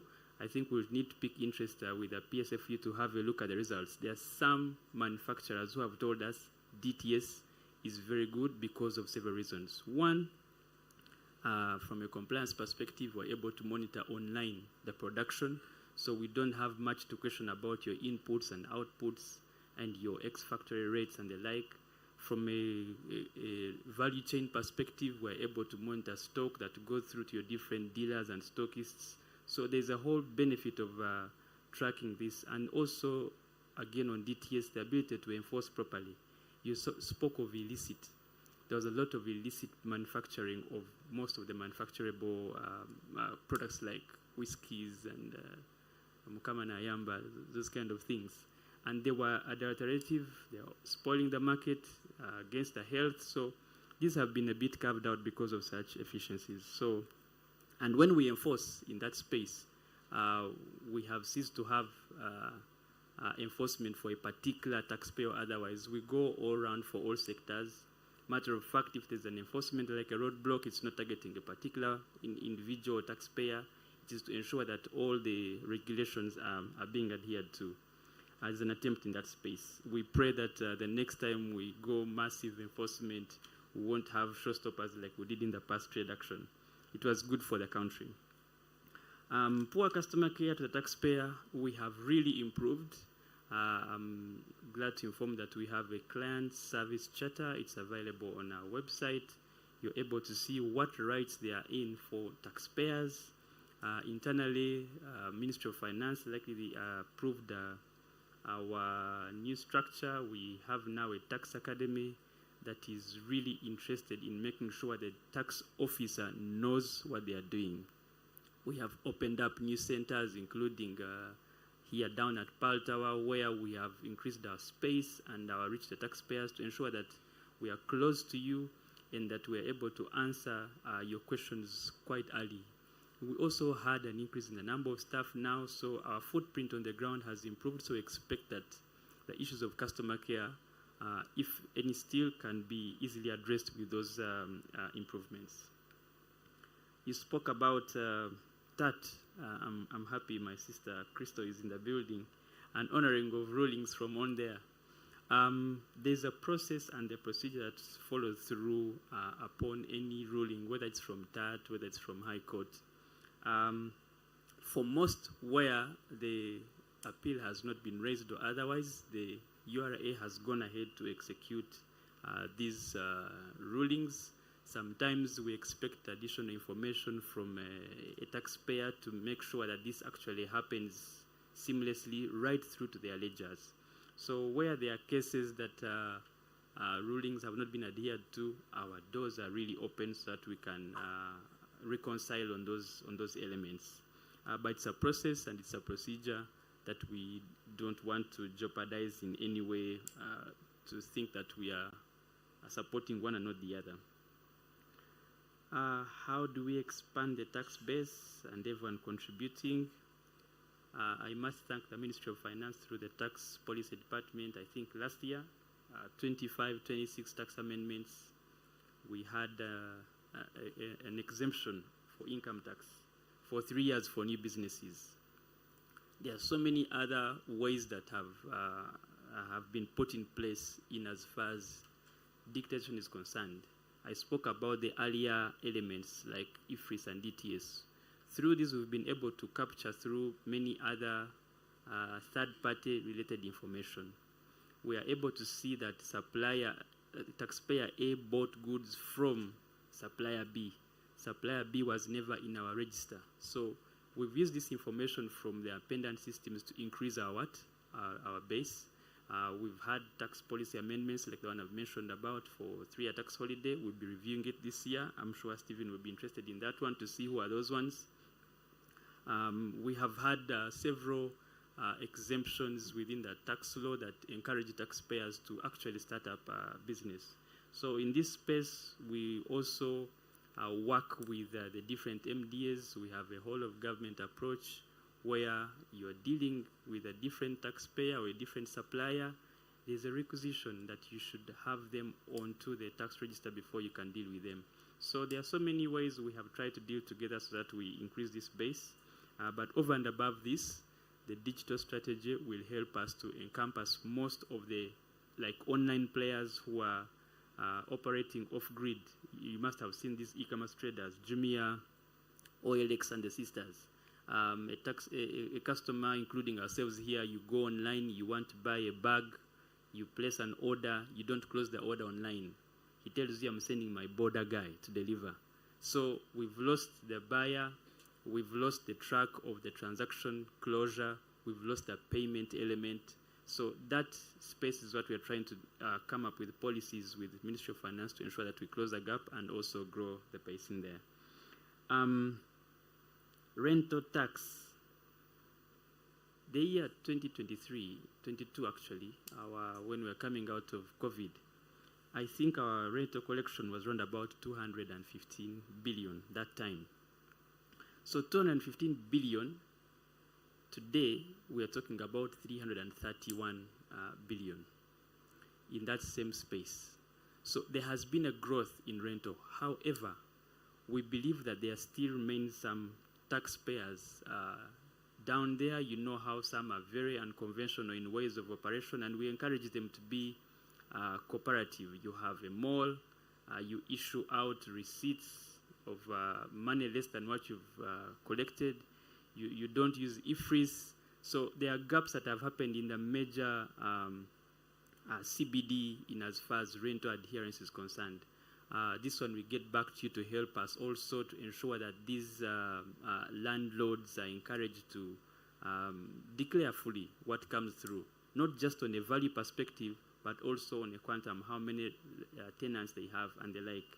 So this space is upcoming, there's growth, and there's also a bit of digitization in that space. We also request, we had measures in the last year to ensure that we have a whole of government approach, especially with the lands ministry, and you spoke about it. Once the registry is fully digitized, it becomes much easier for us to even go ahead for that space of enforcement. So there are some steps, and we are proud that the private sector is in space to help us achieve these measures. Thank you.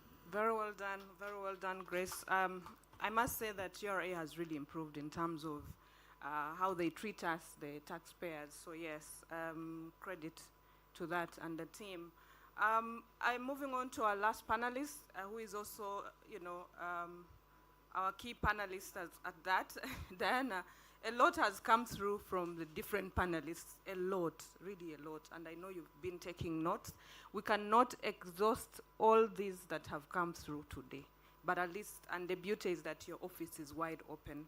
I will only pose one question, unless you really feel strongly about responding to any other issues that came through.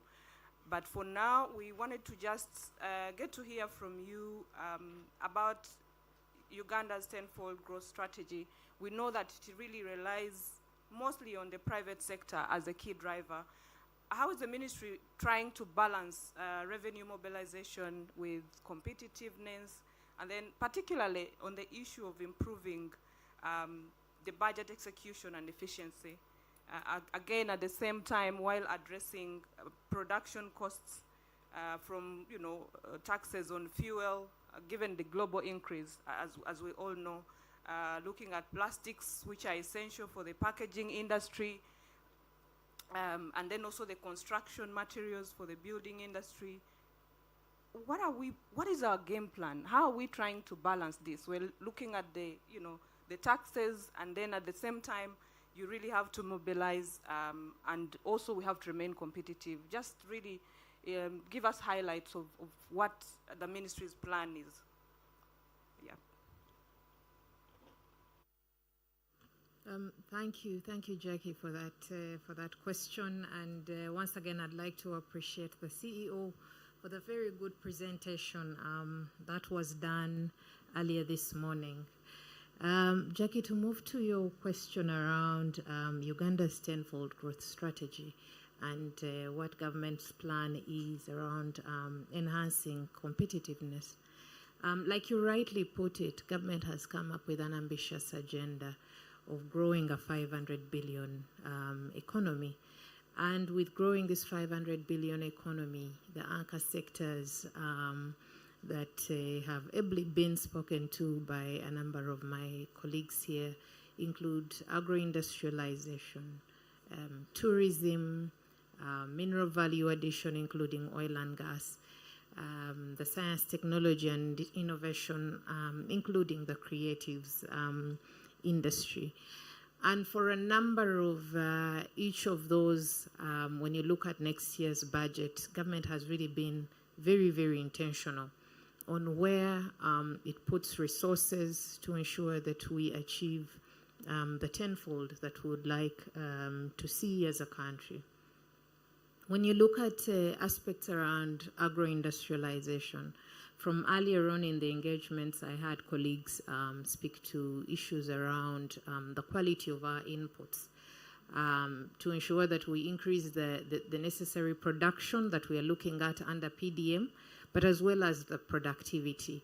What are we doing as government? And I think that is one of our priorities under that anchor area, to ensure that we enhance regulation, we enhance enforcement around the quality of inputs that are being accessed by our farmers, and ensure that we have the much desired production and productivity that we desire and anticipate. When you also look at aspects around fertilizer, I had my co-panelist, Simon, speak to the Sukuru project, but just to inform us that besides that, government is very keen on ensuring that we do domestic production of fertilizer, and in the offing is a facility at Kampiringisa that is coming up on domestic and local production of fertilizer in country. And we think that this will go a long way in changing the landscape around productivity in this country, given the prices of fertilizer currently mainly determined by the global disruptions. We also note that in the coming financial year, we are going to see a lot of fertilizer availability to farmers, particularly in the coffee sector, in cocoa, in tea, and with also the PDM farmers. And we think that that will also go a long way in enhancing productivity. Again, aspects of irrigation. The other day you had a project being cleared by Parliament around providing solar-powered irrigation for coffee farmers. These are all interventions that government is gearing towards ensuring that we achieve this 500 billion economy that we are talking about. It's not just words and and chorusing. It's actual action that we are targeting. When you come to the tourism area, I think I'll speak to some of the aspects that my co-panelist raised. These many levies, licenses that do exist in the tourism sector come next financial year. These are areas that are going to definitely be handled. We've already had a number of engagements around them, where you'd see a hotel facility pay a pool fee or pool license, bar license, lift, and all this number of licenses that are not harmonized and were increasing the cost of doing business for the hotel subsector. We are looking at harmonizing all these licenses and levies And we are working with the Ministry of Trade, Industry and Cooperatives, because a number of these were embedded within the trade licensing schedule, and the implementation was being undertaken at the local government level. So come next financial year, this is an area that we are looking at harmonizing, and we hope that we'll be engaging with the association to ensure that this is ably handled. The other aspect that we are looking at handling under tourism, you'll note that when the minister read the budget, he noted that we have already capitalized UDB to the tune of 1.6 trillion. And come next financial year, we are enhancing this to about over 400 billion Uganda shillings. We think that this is going to go a long way in ensuring that stakeholders within the tourism sector are able to put up more facilities and to tap into the opportunities that are coming from the economic and commercial diplomacy strategy that government is currently implementing.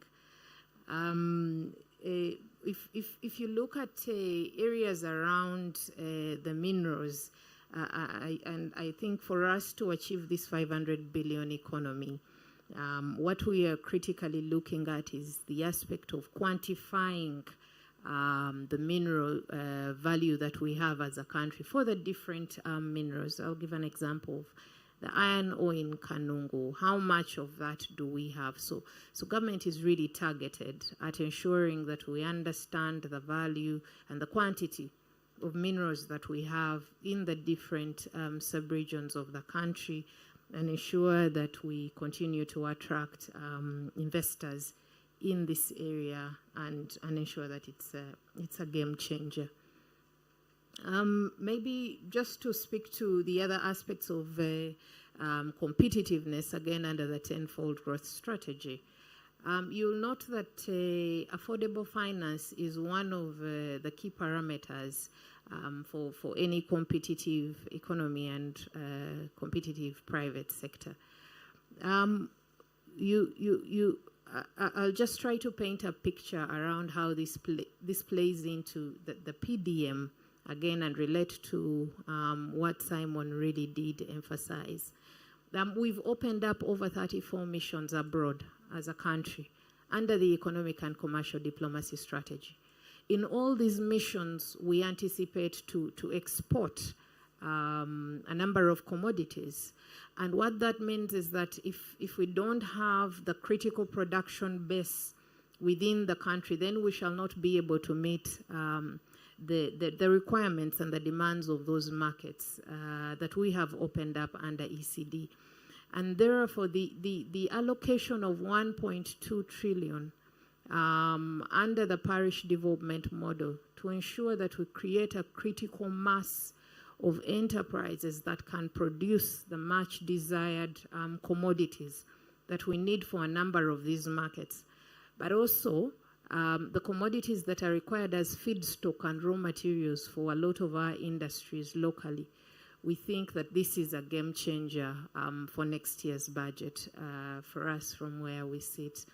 And the expectation is that this is going to go a long way in improving the competitiveness of the country, as well as enhance the exports and contribute to the much desired 500 billion economy we are looking at.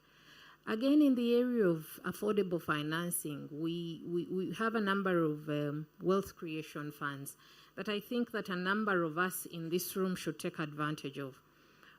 We recently launched a year ago the large-scale commercial farmers facility, and I want to call upon the different private sector players here who, if you own over 50 acres of land and are keen to grow maize, soybean, sorghum beans, as well as animal feed, this is an opportunity for you because government is meeting the interest component of that facility.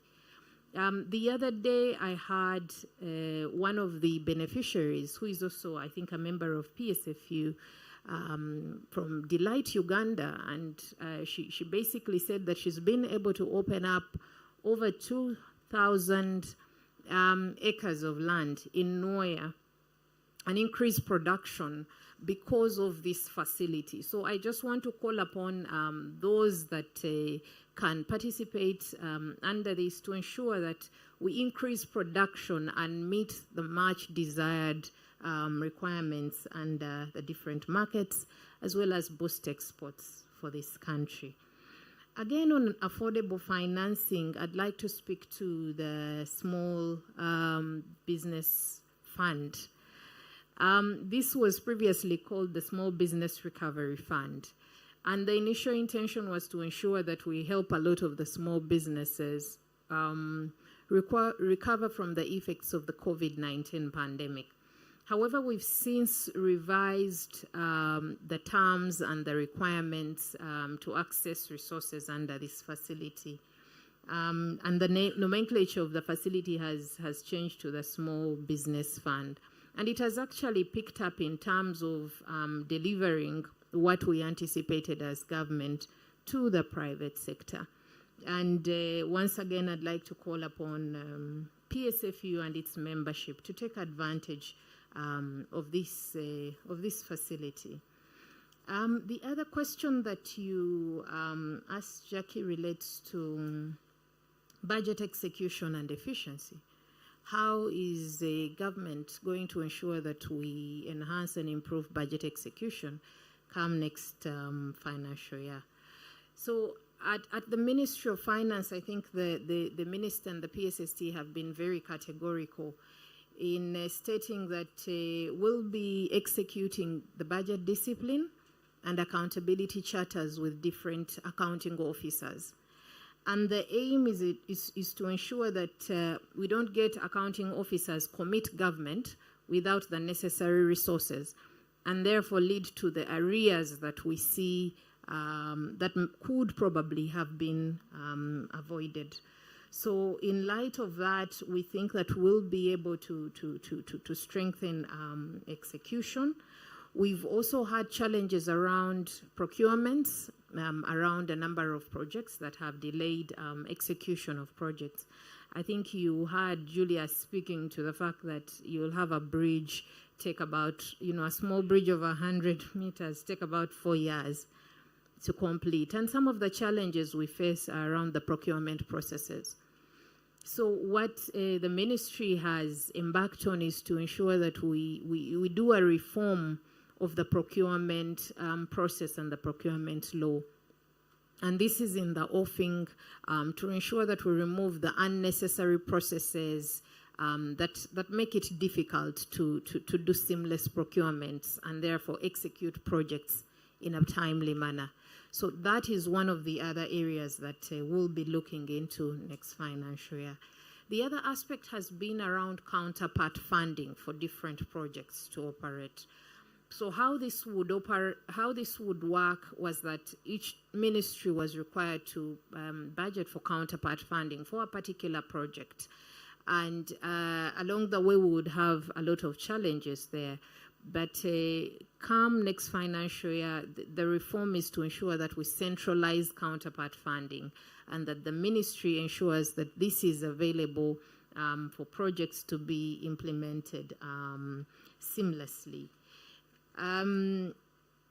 The additional reforms we also see are also going to look at the areas of allocative efficiency and see how we continue to improve that area. By moving money to more productive areas around the ATMs and the attendant enablers, and ensure that we achieve the much desired tenfold that we want to see. Thank you, Jackie. I do submit. Okay. All right, I think we all agree that Diana is really good to listen to. She speaks like there is no problem in this country. We are moving very well, and therefore all the issues you guys are bringing up, it's okay, we shall deal with them. If you noticed how she was handling I can say you can clap, Yeah. Thank you so much, Diana. I think we really have to find more time to have these conversations. We can never exhaust all private sector players' challenges and opportunities. So there are very many, I must say, but we appreciate our panelists. And it's only fair that we get to hear from the audience. I know our time is fast spent, but we'll at least hear from a few people. If you have a burning question, you can ask the question, or if you have a very good contribution, also feel free to ask that question. And then I think from me, I would really want to turn to the audience, and I'll start with Crystal. Ms. Crystal Kabajwara, sorry if I got you off guard. But we just want to understand a little bit about this whole tax appeals tribunal. We need to know how are they being managed, and how are the cases being managed, and then also what are the challenges therein. Somebody please help to move the mic. We are moving swiftly, just one or two, three questions, and we're done. The mic to Crystal. Thank you, Jackie. That was an ambush, but luckily I was paying attention. My name is Crystal Kabajwara, and I chair the Tax Appeals Tribunal. Our mandate is to resolve tax disputes between URA and taxpayers. Our current caseload is approximately 500 plus cases with a value of about 1.5 trillion shillings. So that is quite a lot of capital that is locked up in the tribunal. And we say that when we resolve a dispute, we unlock capital back to taxpayers in form of working capital or as tax revenue back to the government. So it's a win-win situation when we execute our mandate. Now, I had a few comments that I noted down as I was listening in. And having sat at the tribunal for the last 2 years, I came from private sector.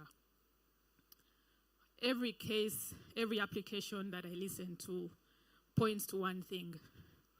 We have a huge trust deficit in this nation.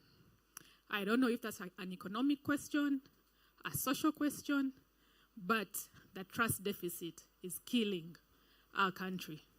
And it's at both the microeconomic level and at the macroeconomic level. So if you think about day-to-day transactions, you're going to a bank, you want to borrow. The bank doesn't trust you. So what does that mean for your cost of finance or cost of credit? Your employees don't trust you. That means they'll put in the bare minimum.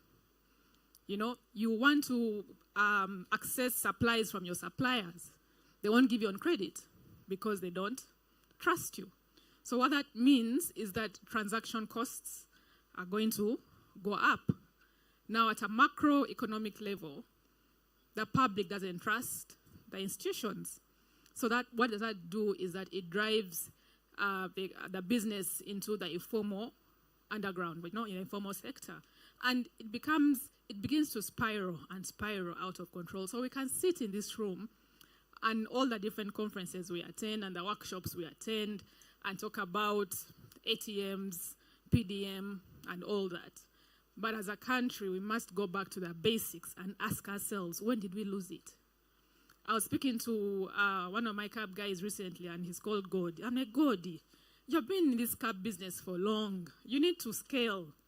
Find a partner. And he told me, Madam, you cannot trust. You will get a cab, your car, give it to somebody to, and then they'll eat your money. And so as a country, as a business, or as, you cannot scale because of a trust deficit. So we must, I don't know if we need civic education, if we need to mobilize the masses, I don't know, we must deal with the trust deficit. I submit. Thank you. Okay, I know that our chair needs to run to another engagement real fast. Her time is fast spent. But I also see a hand. So do we get into this and then get to the questions later? should we take the last question? Because this is democracy, right? Please take the question.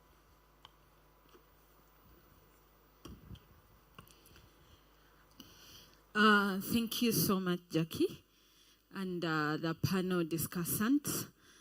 I personally won't take so much time. My comment is on ease of business.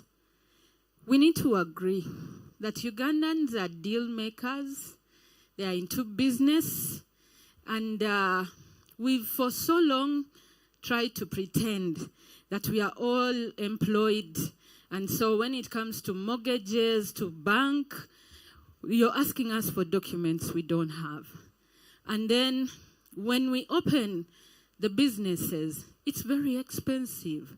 You want to open up a bank account, and you need like $1 million. They're asking you for a trading license. You've just begun. They're asking you for search fees, which the bank can communicate with URSB. And then they're asking you to certify URSB documents, which we do online and we receive online. All that is money. You're certifying, you're still giving them search fees, and they need a bank deposit. By the time you're done, for brokers, yourself are eating your money in the boot until the time when you crack that big deal and are ready to open a bank account. We were in Nigeria, and even downtown, like in Kisenyi or Wino, people are using ATMs. People are using mobile money. But here, getting a company bank account has become very cumbersome. They ask for so many details. And then the other thing is, when it comes to the loans and mortgages, they still don't trust you. Like Christo was saying, there's a trust deficit. And then my next point is on tourism. Let's work together with real estate. Ebola, what Ebola did to us, I don't know why Ugandans are quick to spread the bad news. When you go on TikTok, YouTube, everything coming from Uganda is negative. Now, for us who want to bring in investors, it becomes a problem. As you're promoting and saying, come, invest, then they are showing us insecurity, post-elections. Now, this year was special. We were dealing with elections. Then came Tajja Kulaida. Then they're like, you hold on. Then as we were recovering, Ebola. And all flights got cancelled. So there is that problem. We need to market ourselves, not just for chimpanzees, tourism. We need to market ourselves as a business hub, like Rwanda is doing and Kenya.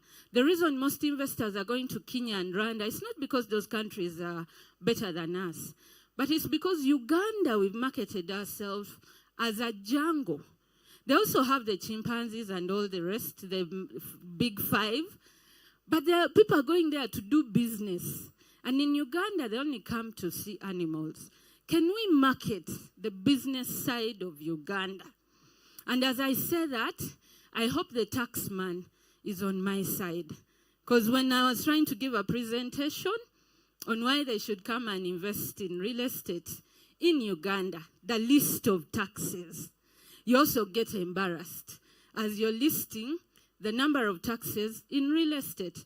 So we need to work together and not in silos. Thank you, Jackie. Thank you very much. Your point has really landed, and we have so many people who will take you through and kind of network a bit more for us to understand what can be done during the lunchtime. I'm hoping that Psfu is buying lunch. If not, we shall deal. One more last question to my favorite people, Sheila Sabuni from Uganda Breweries.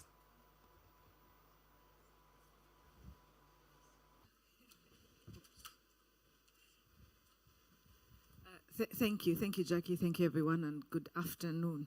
I'll be very brief. I think for me, one is to say thank you for everybody for the presentations and for the organizers for what you've brought together today, for bringing us together today to discuss these important topics. But mine is one, a request and a call out.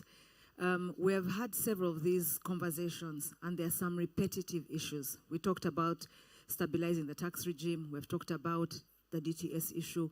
We've talked about excise.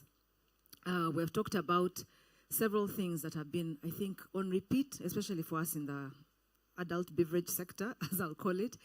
And I think that I would like to request the associations, EABC, PSFU, how do we start to unpack these issues? We have some good studies, some good statistics, some good content. How do we start to bring together the stakeholders, those who are making these laws, and unpack issue by issue? Have really convene, whether it's on DTS, whether it's on excise, whether it's on the plastics issue. How do we start to unpack these things and then have some actionable roadmaps where we see results, where we see something come out of the excise bill or the consultations, where we see the amendments that come in, stabilize for 5 years, whether we like them or not, but we actually get to have that impact. So how do we now start to do impact-driven discussions? Secondly, the power of partnerships. Vice Chair, UTA, you talked about upskilling in the hospitality sector. I'm glad to say that we just had a cohort of 100 people. You also officiated at another one we did with Enterprise Uganda. We have just done this in Jinja with the HTTC Training College. We have a program called Learning for Life, and I'm saying this so that the private sector can really partner with the public sector to bring to life entrepreneurship skills, hospitality skills, bus skills. We do this training already as an entity, and we're happy to partner with those who are willing in that sector to partner with us to actually bring these skills to life. So do feel free to contact me should you be looking for these partnerships. Thank you. Thank you, Sheila. And with that, we close the Q&A. And hers was really just a submission. She's open to partnerships. With that, allow me to thank our panel, Mr. Simon Kaheru. Very well done. Thank you. I think they are taking our photo. That time is there. 1 minute. Please stand as I say thank you. The Vice President, Mr. Issa Kato, Vice President, Uganda Tourism Association, as you stand and get ready for our moment. Ms. Rona Arinaitwe, send our greetings to MTN, and we hope that we can have cheaper bundles. And of course, Mr. Grace Aine from URA, send our love as always. We will be reaching out, of course. And then we have Diana, of course, Nanono, the soft-spoken one. Thank you so much for your submissions. We really appreciate. And finally, Mr. David Wozemba, the Country Director, Agra Uganda. And from me, Jackie T. Thank you.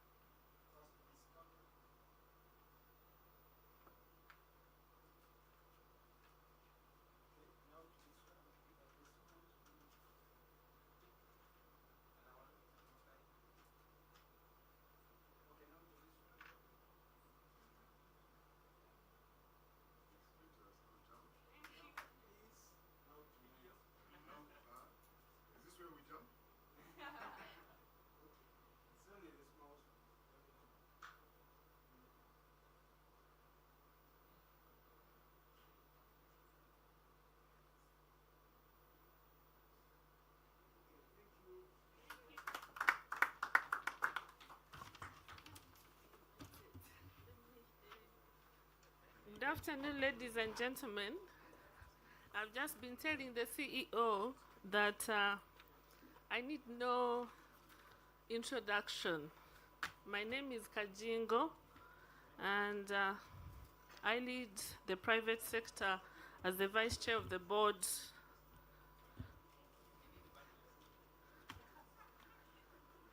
Okay.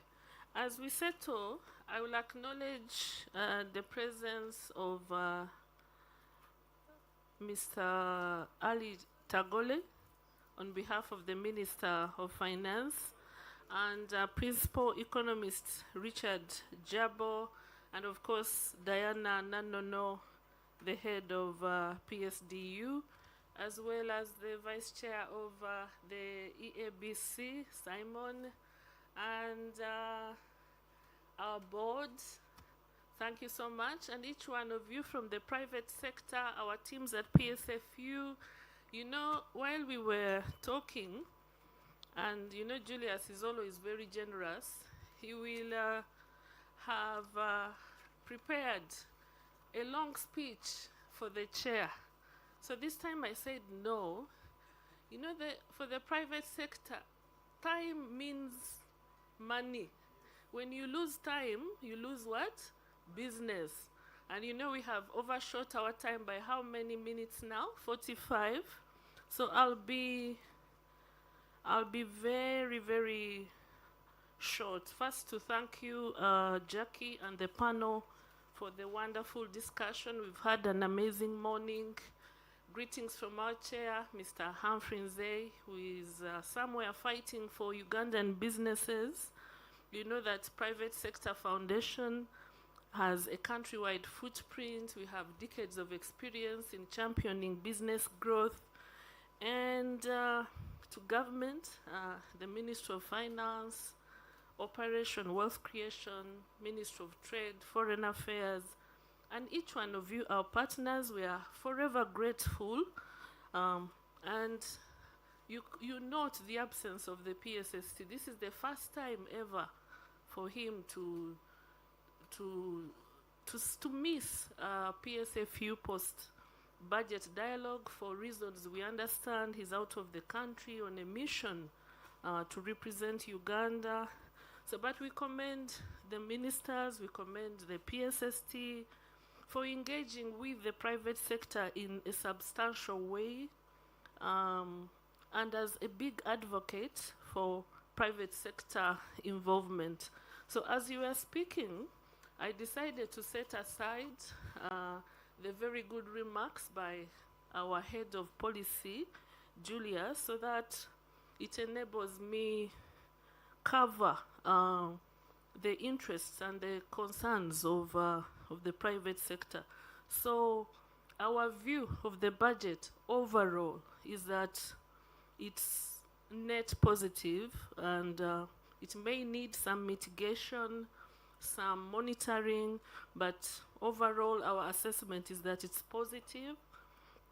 It's a massive investment in productive sectors and enablers, combined with tax relief on pay-as-you-earn, VAT thresholds, and the increase in the VAT registration from shillings 150 million to shillings 250 million will reduce compliance costs for, and of course cash flow burdens for SMEs. It's the biggest reform for MSMEs and startups. So we welcome the income tax exemption for local investments committing USD 1.5 million or more in tourism facilities, which will stimulate investment in hospitality. However, excise duty on cement, on fuel, will increase the cost of doing business. We commissioned a study, and we've spoken to this severally on several occasions, to understand the cost drivers and utilization capacity of manufacturing firms. And one of the cost drivers is that manufacturing firms still experience fluctuation of power. So whenever there are those issues, the manufacturing plants turn to generators which use diesel. Now with all these global volatilities and now this excise duty, fuel, of course, will increase the cost of doing business. I wish to take this opportunity to commend the Ministry of Finance for the austerity measures that the PSST announced and your commitment to budgetary discipline but also for your stewardship of the economy, robust physical, monetary policy, and which explains why the macroeconomics are strong and positive, even against the backdrop of elections. The shilling is the most stable currency in Africa. The inflation rate is controlled, it's the lowest in the region, and it's projected that our growth will leap into double digits upon commercialization of oil production.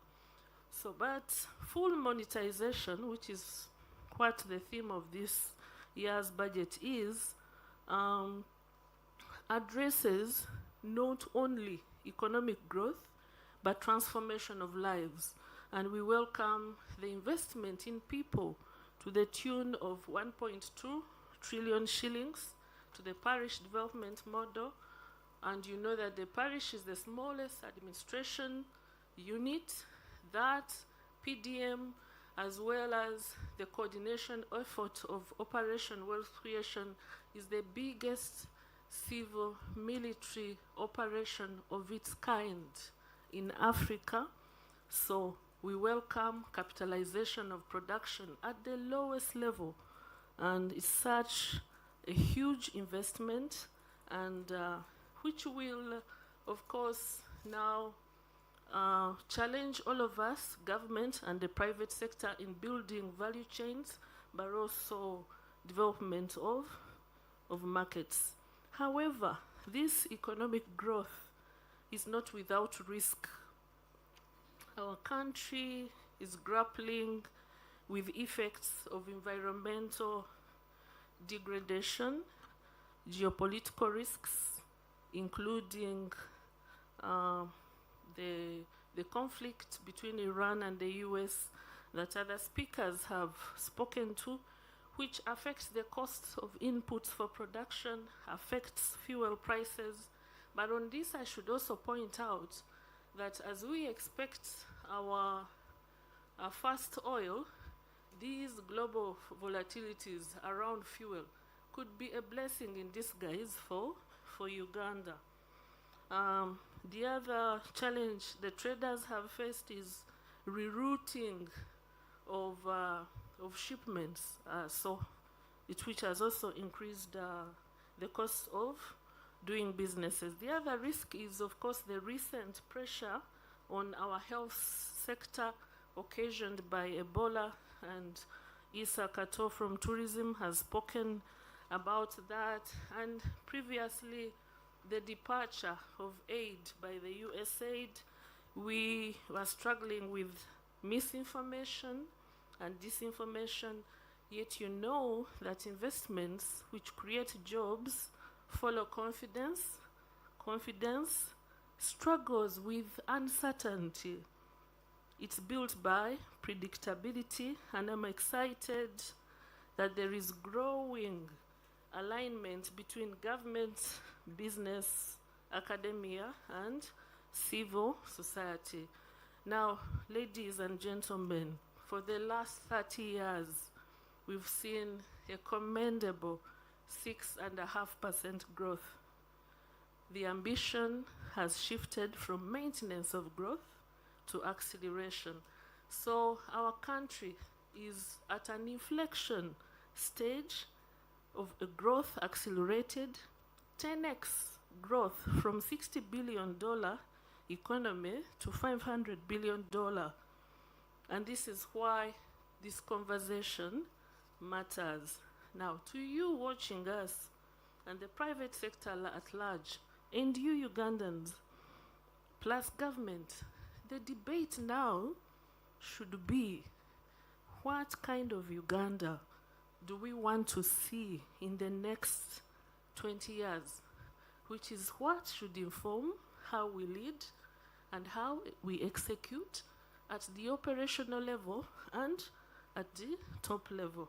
If we are talking policy, we should talk effectiveness. If it's construction of roads, execute fast. The world, ladies and gentlemen, that I would like to invite you to is competitive It competes for capital, talent, ideas, and investment. So we must therefore ready ourselves as businesses, as you, the government, for the skill set, the world-class execution technologically. Do we look on as technological advancements take root elsewhere in the world? Artificial intelligence, are we going to only use it at a personal level to draft a few remarks here and there, or are we going to be deliberate about readying our young people? The young people, the 50.5% of the Ugandan population, which are aged 17 and under, that we always speak about, allow them the micro-credentials, allow them the environment to experiment, to make mistakes, to try, to refine and scale, or shall we simply look on? Ladies and gentlemen, it's faster execution that will accelerate delivery. So we therefore, the private sector, encourage government to remain seized with furthering an environment where businesses and investments choose Uganda not only because of today's opportunities, but the clarity about the future we seek, the future we seek to create. The 10x ambition is clear. With the largest budget ever, ingredients necessary are increasingly getting in place. Full monetization of the Ugandan economy is instructive. It should move households and more enterprises from the informal sector to formal and taxable productivity. But gentlemen, ladies and gentlemen, that 10x ambition has got to be matched by the commitment to fast execution. It's by that standard that this very ambitious budget must be judged, less by allocation, but by what we achieve in private sector development, in scaling businesses, but also majorly in transformation of lives. It was very heartwarming for me to learn recently from the central bank, and I know that this is music to our ICT director, that 93 out of every 100 shillings in Uganda moves electronically. This means that the question is no longer whether the country is going digital. It's a choice that Ugandans have made. Today, nearly all payments by both volume and value are made electronically, with mobile money accounting for 25%. Commendation to government and specifically to BOU for keeping pace with digital advancements. We look forward, however, to interoperability of finance institutions and telecoms to enable due diligence so that finance institutions can craft products that rely less on collateral. So many of you have spoken about patient capital, but telecoms have our data. We transact over mobile money. The finance institutions should be able to do due diligence that relies on interoperability. But our asks are that you extinguish domestic areas. I had the opportunity to speak with the PSST over this matter, and he has some brilliant ideas. He thinks that apart from us pushing every year for the increase in allocation to domestic areas, he plans through consultations to find a way to get done with this in a lump sum and at once, and we shall welcome that.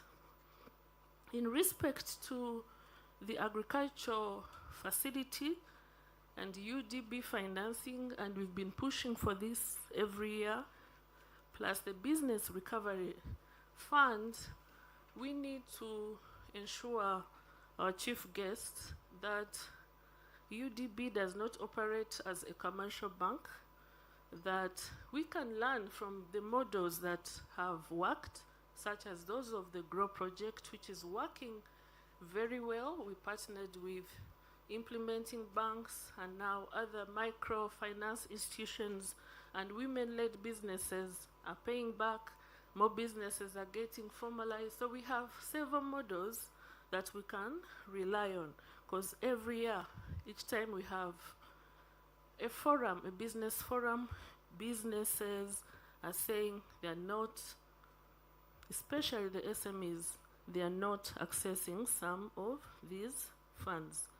We call for the focus on reforms in procurement, integrity of inputs, and deconflicting of land. And I would like to commend Operation Wealth Creation, who have partnered with civil society organizations and private sector foundation to find a way of deconflicting this key factor of production. The other is multimodal transport, which should further ease the cost of doing business, and we call for the fast tracking of the SGR. And now lastly, to government, there should be a way you put strategies into place that allow businesses to make more profit, not suffocate and close businesses. It will be through businesses making more profit, reinvesting, others opening, that will eventually grow the tax base. So we call you again to enable the private sector to increase profit and have disposable income. And now to the private sector. When you hear that government is moving toward increasing domestic revenue projections to 45.96 trillion shillings, what this means for businesses is that you should expect heightened compliance, enforcement, tax enforcement by URA, and audits, and ready yourselves by ensuring that you maintain credible financials, a clean compliance record, but above all, how are you readying yourselves to earn from this budget through contracts, products, bankable projects, the 10x growth? How is it scaling your businesses? How is it scaling your income in your pockets? As I conclude, I would like to extend our appreciation to our partners, without whom this dialogue would not take place, but also to thank you, members of the private sector, for attending, and to our CEO and your team. We are forever grateful. Thank you for putting this together, and our commitment as the leaders of the private sector is that we shall continue to be your voice. We maintain an open door policy, and I know that our teams are the earliest at the offices. Please feel free to come and consult, but we shall be reaching out to you on artificial intelligence, on sustainability, but also, lastly, to government. When we joke about these traffic jams and they make WhatsApp groups very busy, they are actually reducing our productive time. They impact business growth. So we would like to urge you to look to sustainable transport means. These days, everybody is dropping sustainability as a buzzword.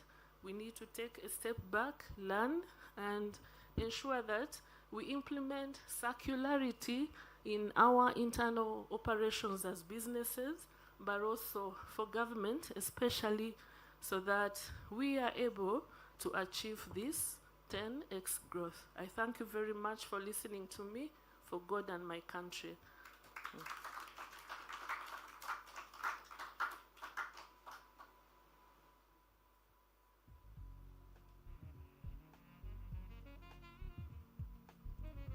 Thank you so much, Chair. We need another photo for New Vision. They missed the other photo with the Chair, the panelists, and the Chair, Policy Advocacy Committee, the Chair of that. Please, let's quickly have another group photo for tomorrow's front page at the New Vision. So, Chairman Mr. Kaheru, please. I know you're a quorum. You have a quorum.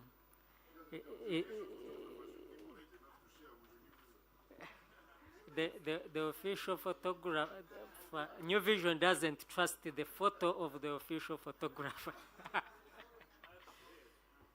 Thank you so much, the chief guest and the CEO. Thank you.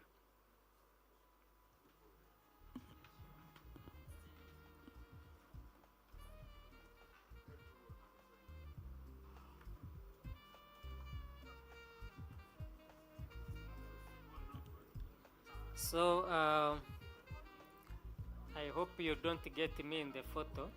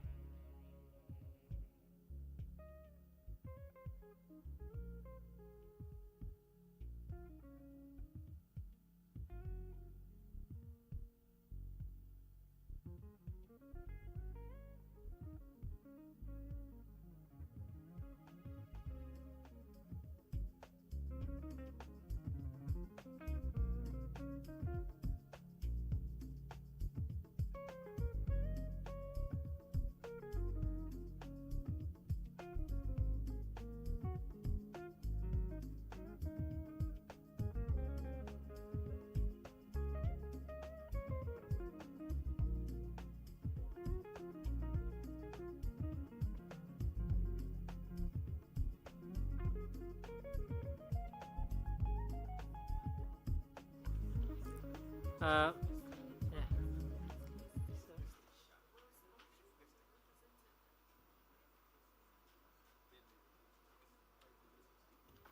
Yeah, thank you so much. I think we are getting close to the end of our program this morning and part afternoon.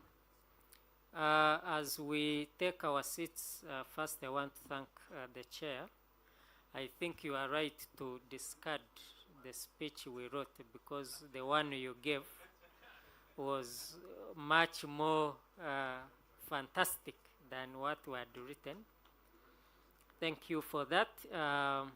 Allow me invite my brother, Mr. Richard Jabo, from the Ministry of Finance, Planning and Economic Development, who is a principal economist, one of the key technical people who advise the PSST on a number of policies. So when we get out of here, if you have any issues with the policy, is the guy to go to, but who is also standing in the shoes of Dr. Ramadan Gobi, the PSST, to give the keynote. Thank you.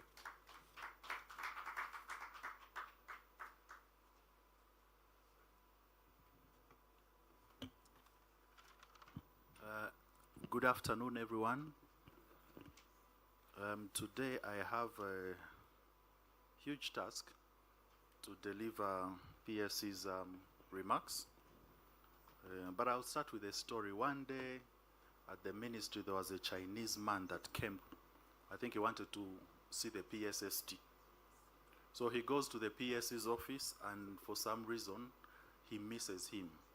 So as I was coming down the lift, the man finds me and then says, "I've just been to your office." So I said, "Which office?" "That I've been to the PS's office." So I realized he was confusing me for the PSST. But maybe there are some similarities, but yeah. But anyway, I'll stand on all the protocol. It's an honor to stand before you, ladies and gentlemen. PSST's remarks have been prepared for him, and I don't want to deviate so much from them. I'll just make a few alterations here and there. First and foremost, I would like to thank PSFU for organizing this dialogue. And as you know that every year the ministry is very big on public-private sector dialogue, because it helps to shape the direction in which the country is going, and everything that is discussed between the public and the private sector touches on everybody, including our very own households. As you know, the theme of this discussion is aligned to the budget theme, which is full monetization of Uganda's economy through commercial agriculture, industrialization, expanding and broadening services, digital transformation, and market access. And I'm happy that the panel that we had here was able to dissect the issues very well, and also the chairperson of PSFU was able to provide deeper insights. So this has been an enriching discussion. So this budget marks the second year of implementation of NDP4 and the tenfold growth strategy, which, as you know, is aimed at expanding our economy fivefold. So NDP4, the aspiration is to double the size of the economy from what we had at the end of NDP3. And the aspiration is that by 2040, we'll reach the $500 billion mark. Now, the budget of next financial year has been prepared at a time when Uganda has already built one of the strongest foundations for socio-economic transformation on the African continent, and this is well documented. For instance, Uganda has, number one, sustained long-term economic growth above the 5% mark despite recent global shocks. In fact, we've been averaging between 6 and 6.4%, and we project that next financial year, the economy is actually going to grow by 10.2%, which is quite commendable. The second thing is that we've crossed the lower middle income threshold of $1,136 with a GNI per capita reaching 1,420. So now we are entering that place where we are called a lower middle income country. And that has implications for the country in terms of how we'll be relating with the rest of the world. We've also recorded exceptional external sector performance. Over the last 5 years, exports of goods and services have increased by approximately 204%. In fact, as we speak, total export earnings reached 18.04 billion in the 12 months up to March 2026. And if you compare where we were in March 2022, we were at the mark of 5.93. So you can see exponential growth in exports. And even the implication now is that our balance of payments position has reached the highest surplus we've ever reached, which is about 2.5 billion in the 12 months to March 2026. Then also, the capacity of our economy to generate formal employment continues to improve. We've gone from 672,300 jobs in financial year 2016-17. I'm talking about formal sector. We know very well that the informal sector employs the majority of Ugandans, but the ones that we can trace on our payee register, NSSF register, the formal jobs have increased from 672,000 to over 2 million 320,000 in financial year 24-25. And this is backed by UBO statistics in the recently released human resource survey that they did 2 months ago. And in that survey, they also tell us that you, as the private sector, you created 618,000 jobs between 2023 and 2025. Now, of course, whereas that is commendable performance, with the aspiration in NDP4 to create 4.4 million jobs over the 5-year horizon, it means that on average every year we are creating 880,000 jobs. So that means that the private sector now needs to ramp up its efforts to be able to meet that gap in terms of job creation, because we have a growing population, and one of the most critical aspects and needs is employment. Therefore, the budget for next financial year builds on that strong foundation to further provide a wide range of opportunities for all stakeholders. And what are these opportunities? The first one is that we have a stable and vibrant economy for businesses to flourish.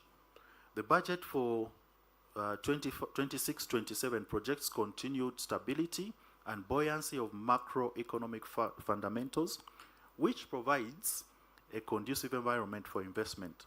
Growth, as I said, is projected to accelerate to 10.2%, with GDP increasing to more than $75 billion. And this will mark Uganda's first return to double-digit growth since the reforms in the 1990s. I think most of you were there in the 1990s, so this is not strange. Most importantly, a larger economy will create more jobs, raise household incomes, expand opportunities for businesses, and generate resources required to invest in social services, in other words, quality education, healthcare, infrastructure, security, which we're talking about as a critical enabler, and also provision of other public services that will help improve the lives of Ugandans. Government remains committed to maintaining price stability, and I think we all agree that monetary policy is very important, and we commend the role that Bank of Uganda has been playing in spite of the tough and turbulent environment we've been experiencing. They've maintained inflation to less than 5%, and that's a credible achievement on the part of BOU. Exchange rate stability has been maintained for predictable transactions. The Uganda shilling, as was alluded to earlier, remains one of Africa's best performing freely floating currencies and is projected to remain so next financial year and in the medium term. At some point, there were discussions that maybe we need to fix the exchange rate. But I think you can see that because of prudent macroeconomic management, the floating exchange rate has shown itself to be is very stable. Now, this stability reflects prudent macroeconomic management, and the policy stand is very conducive for exports, tourism, FDI, portfolio inflows, and remittances. I need to repeat that. It's very conducive for exports, for tourism. Recently, we had a delegation from, I think, Malawi, and when they came here, I didn't know that they had a forex challenge. They cannot exchange money easily. And a lot of countries in Southern Africa are beginning to face similar challenges. So when they come to Uganda, they really commend the country in terms of our performance in the exchange rate stability. Also, when tourists come here, they find that the country is affordable. The standard of living in Uganda is quite affordable, so they're very happy with that. Ladies and gentlemen, let me just touch on one issue here. There is growing investor confidence in Uganda. Investors are increasingly expressing interest in Uganda's SMEs. You remember last year we announced some relief on taxes for startups, and we have seen that for startups, there are some angel investors coming in. And the minister in his speech 2 weeks ago, he mentioned that Kampala-based startups have attracted $30 million in the past year, in comparison with $4 million the year before. And this surge signals growing confidence in Uganda's innovation ecosystem and affirms our emergence as a destination for entrepreneurship, technology, and investment. Now, on the other hand, also, we saw that in this year, FDI grew up to 3.2 billion in the last 12 months ending March 2026. It has never happened in 1 year. So that was quite commendable. And the signal here is that there is growing confidence in the economy. And in addition to that, a peaceful and secure country provides a conducive business environment. And for more than 3 decades, government has prioritized peace and security as an enabler for ensuring that we have predictable business environment. So overall, the budget for next financial year is going to focus, as we mentioned earlier on delivering the tenfold growth, and the focus is on the ATMs and their enablers. So there are opportunities from government to business. Number one, whereas we've been talking about the cost of capital, I think there's been efforts on the part of government to ensure that we provide cheap capital for businesses. And maybe what we need to work on is the requirements to access that money. But the efforts have been there because we have a policy. Most of the wealth funds that we've come up with, you will realize that the interest rate hovers between 8 to 10%. And so the budget for next year has allocated more than 2.45 trillion in affordable financing for the private sector through various wealth funds, money under UDB, UDC. Recently you had the discussion on Katale loan for market vendors. They can go to Microfinance Support Center and they'll be able to access. This is a new product for that category of people. Under the PDM, I think we've discussed PDM extensively. Under the GROW project, providing affordable financing for women in business, especially those in the informal sector, to make sure that they improve their operations and come into the formal sector.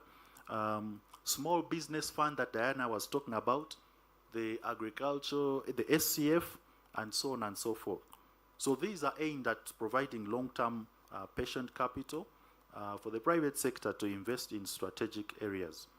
The second one is participation in public procurement. We've come up with new regulations under the PPDA to ensure that the participation of Uganda's private sector is increased in public procurement, and about 60% of the discretionary budget of next financial year will be spent through public procurement.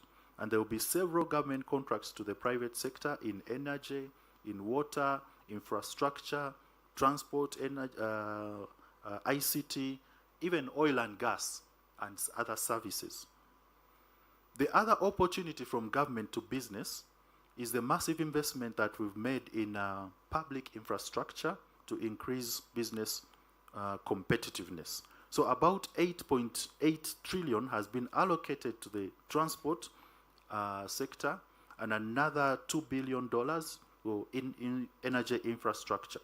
And upon completion of the standard gauge railway, you saw last week PSST signed an agreement with the Islamic Development Bank, and so we're working on financing that, a very expensive project, but it will be beneficial to the country. We anticipate that with the SGR, container transport costs from Mombasa to Kampala will fall down from about $3,500 to roughly $1,600. And transit time of goods from Mombasa to Kampala will reduce from 5 days to 1 day. The other opportunity that we have seen is that the budget has provided tax incentives which are conducive for the business environment. For instance, the income tax exemption granted to Bujagali Energy Limited and that exemption goes up to 2032. It signals government commitment to keeping industrial energy costs competitive. I know there's a lot to do in terms of lowering the cost of energy and also ensuring that it's reliable, but those are ongoing reforms, and this tax exemption is one of the many. And also the tourism investment tax incentives in next year's budget, we believe are a game changer for investment in the hospitality industry. You saw the support that government is providing in lieu of AFCON. Hotels in Hoima, for instance, are going to benefit from upgrading and also coming up with new establishments. The other thing that in terms of tax incentives that government has provided for is increasing the payee threshold. So now anyone earning below 335,000 will not be paying that payee. So it's gone up from about 230 to 335. The other opportunity is that there's been a lot of focus in increasing economic and commercial diplomacy initiatives to promote access to markets. And government has operationalized that strategy by assigning Uganda's missions abroad with clear performance targets in 4 areas. Number 1, tourism marketing. 2, trade promotion. 3, attracting investors and also matching Uganda's investors with investors abroad, and also mobilizing the diaspora. You know, the diaspora is a huge constituency. As we speak right now, remittances to Uganda are to the tune of about $2.8 billion, and from various places. But if the diaspora comes together, and there are also discussions beginning to think of a diaspora bond. If we have a project, can we mobilize the diaspora to invest in it? So those are thoughts at the moment. I also want to mention government is coming up with the second business development services framework. CEO here alluded to the work that Psfu did concerning BDS standards. But we need to make sure that the private sector is aware to take advantage of those. And also the second business development services framework, which will provide for improving the capabilities of the private sector in terms of how you do your operations and how you position yourself to take advantage of opportunities that are available. Then there are business to business opportunities. So we've been talking about government to business opportunities. Now the business to business opportunities in the budget, it also presents some opportunities. For instance, because of the larger size of the economy, it means that there will be larger demand for intermediate goods between enterprises. That creates value chains. The size of the economy is going to grow, and it's projected to double in the next 5 years. So this increase in GDP represents large demand for, this is a repetition, I'll skip that. And but it provides opportunities for between businesses, particularly in areas of feedstock for manufacturers. We're talking about raw materials here. Industrial housing, these are now externalities, positive externalities there. Industrial warehousing, data and ICT services. People are talking about the advent of AI and cloud technologies, all those, and I saw Mr. Biaruhanga here. He told me just a few moments ago that that's an area where he's venturing into. So those are now opportunities which are being looked into right now. Private security services, accounting, insurance and banking, transports and logistics, and media and communication. Then the budget also presents households to business opportunities.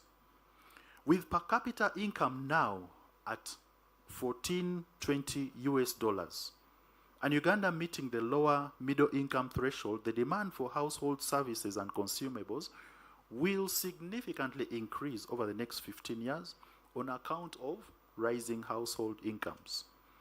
Now you need to start asking yourselves, how do Ugandans spend their money? The data from UBOS tells us that Ugandans spend 46% of their earnings on food. Now that presents an opportunity for those in the food industry, the entire value chain. They also spend a lot of money on rent, on fuel and energy, transport and communications. All these are areas for opportunity. Therefore, business opportunities for SMEs in the sectors of food, residential housing, household energy, travel and tourism, and this one now is also very important. We're talking about promoting domestic tourism. These are areas where households will be spending more. So how do we tap into these opportunities? And in order to benefit from these opportunities, MSMEs and also households must take deliberate steps towards formalization and professionalism. This includes formal registration to enhance visibility and compliance. If you're going to partake of government contracts, you have to be a formal entity that is fully registered with URSB, with URA, and they're able to be traced, and you take advantage of these opportunities. So it also entails certification and specialization to build credibility and expertise and adherence to regulations to ensure operational legitimacy. And this also comes in the face of the new target that has been set for URA. And I think we heard here that the implication of that is that URA will also position itself to enhance its administrative measures in order to meet its targets. MSMEs should also foster partnerships to attract know-how and invest in digitalization, embrace standardization and continuous learning and skilling. Government has a huge skilling agenda, both at farm level, but also at individual level, in order to adapt to evolving market demands. And this is the only way you remain competitive as a private sector. Now, individuals should also strive to acquire the right skills to be able to take on the new emerging high quality and well-paying jobs. And as I mentioned earlier on, we should also strive to improve internal capabilities of our businesses. So as I conclude, I wish to remind us here that the budget for next financial year provides enormous opportunities, especially for wealth creators. Every Ugandan must now actively engage in wealth creation. I think Simon was alluding to the president's speech during the budget speech, and also during his inauguration, where he was talking about the focus now is on wealth creation. And our job now as wealth creators is to position ourselves in such a way that we can tap into the various opportunities being availed by both the visible hand, which is the government interventions, and the invisible hand. So next year's budget aims to accelerate the attainment of the tenfold growth strategy, and government has allocated, as we had earlier on, 95.6% of its discretionary resources to the ATMs. The budget prioritizes production, productivity, value addition, exports, and job creation. So I invite the private sector to take full advantage of these opportunities to create wealth. Now, as I conclude, I know maybe Minister will talk about it. Next month, I think the PSST will be issuing the budget execution circular. So we need to take interest in that. It will take into account the views shared in this engagement, for instance, even the matter of domestic arrears. So I want to urge, as I conclude, PSFU to continue engaging the government and the ministry in particular in shaping the budget proposals for the financial year 27-28 early enough. Why I'm saying this is normally I see papers from the private sector, a position paper from the private sector, and it comes around March. But by that time we finish with the budget framework paper, Parliament is ready to receive the detailed proposals, and Cabinet has already gone through the entire budget. So I think the timeliness of your engagement now should I was telling Dr. Julius about this earlier on. So as soon as we start the new budget process, it will be a good time for PSFU to engage. Ladies and gentlemen, thank you for your patience and for listening. Thank you.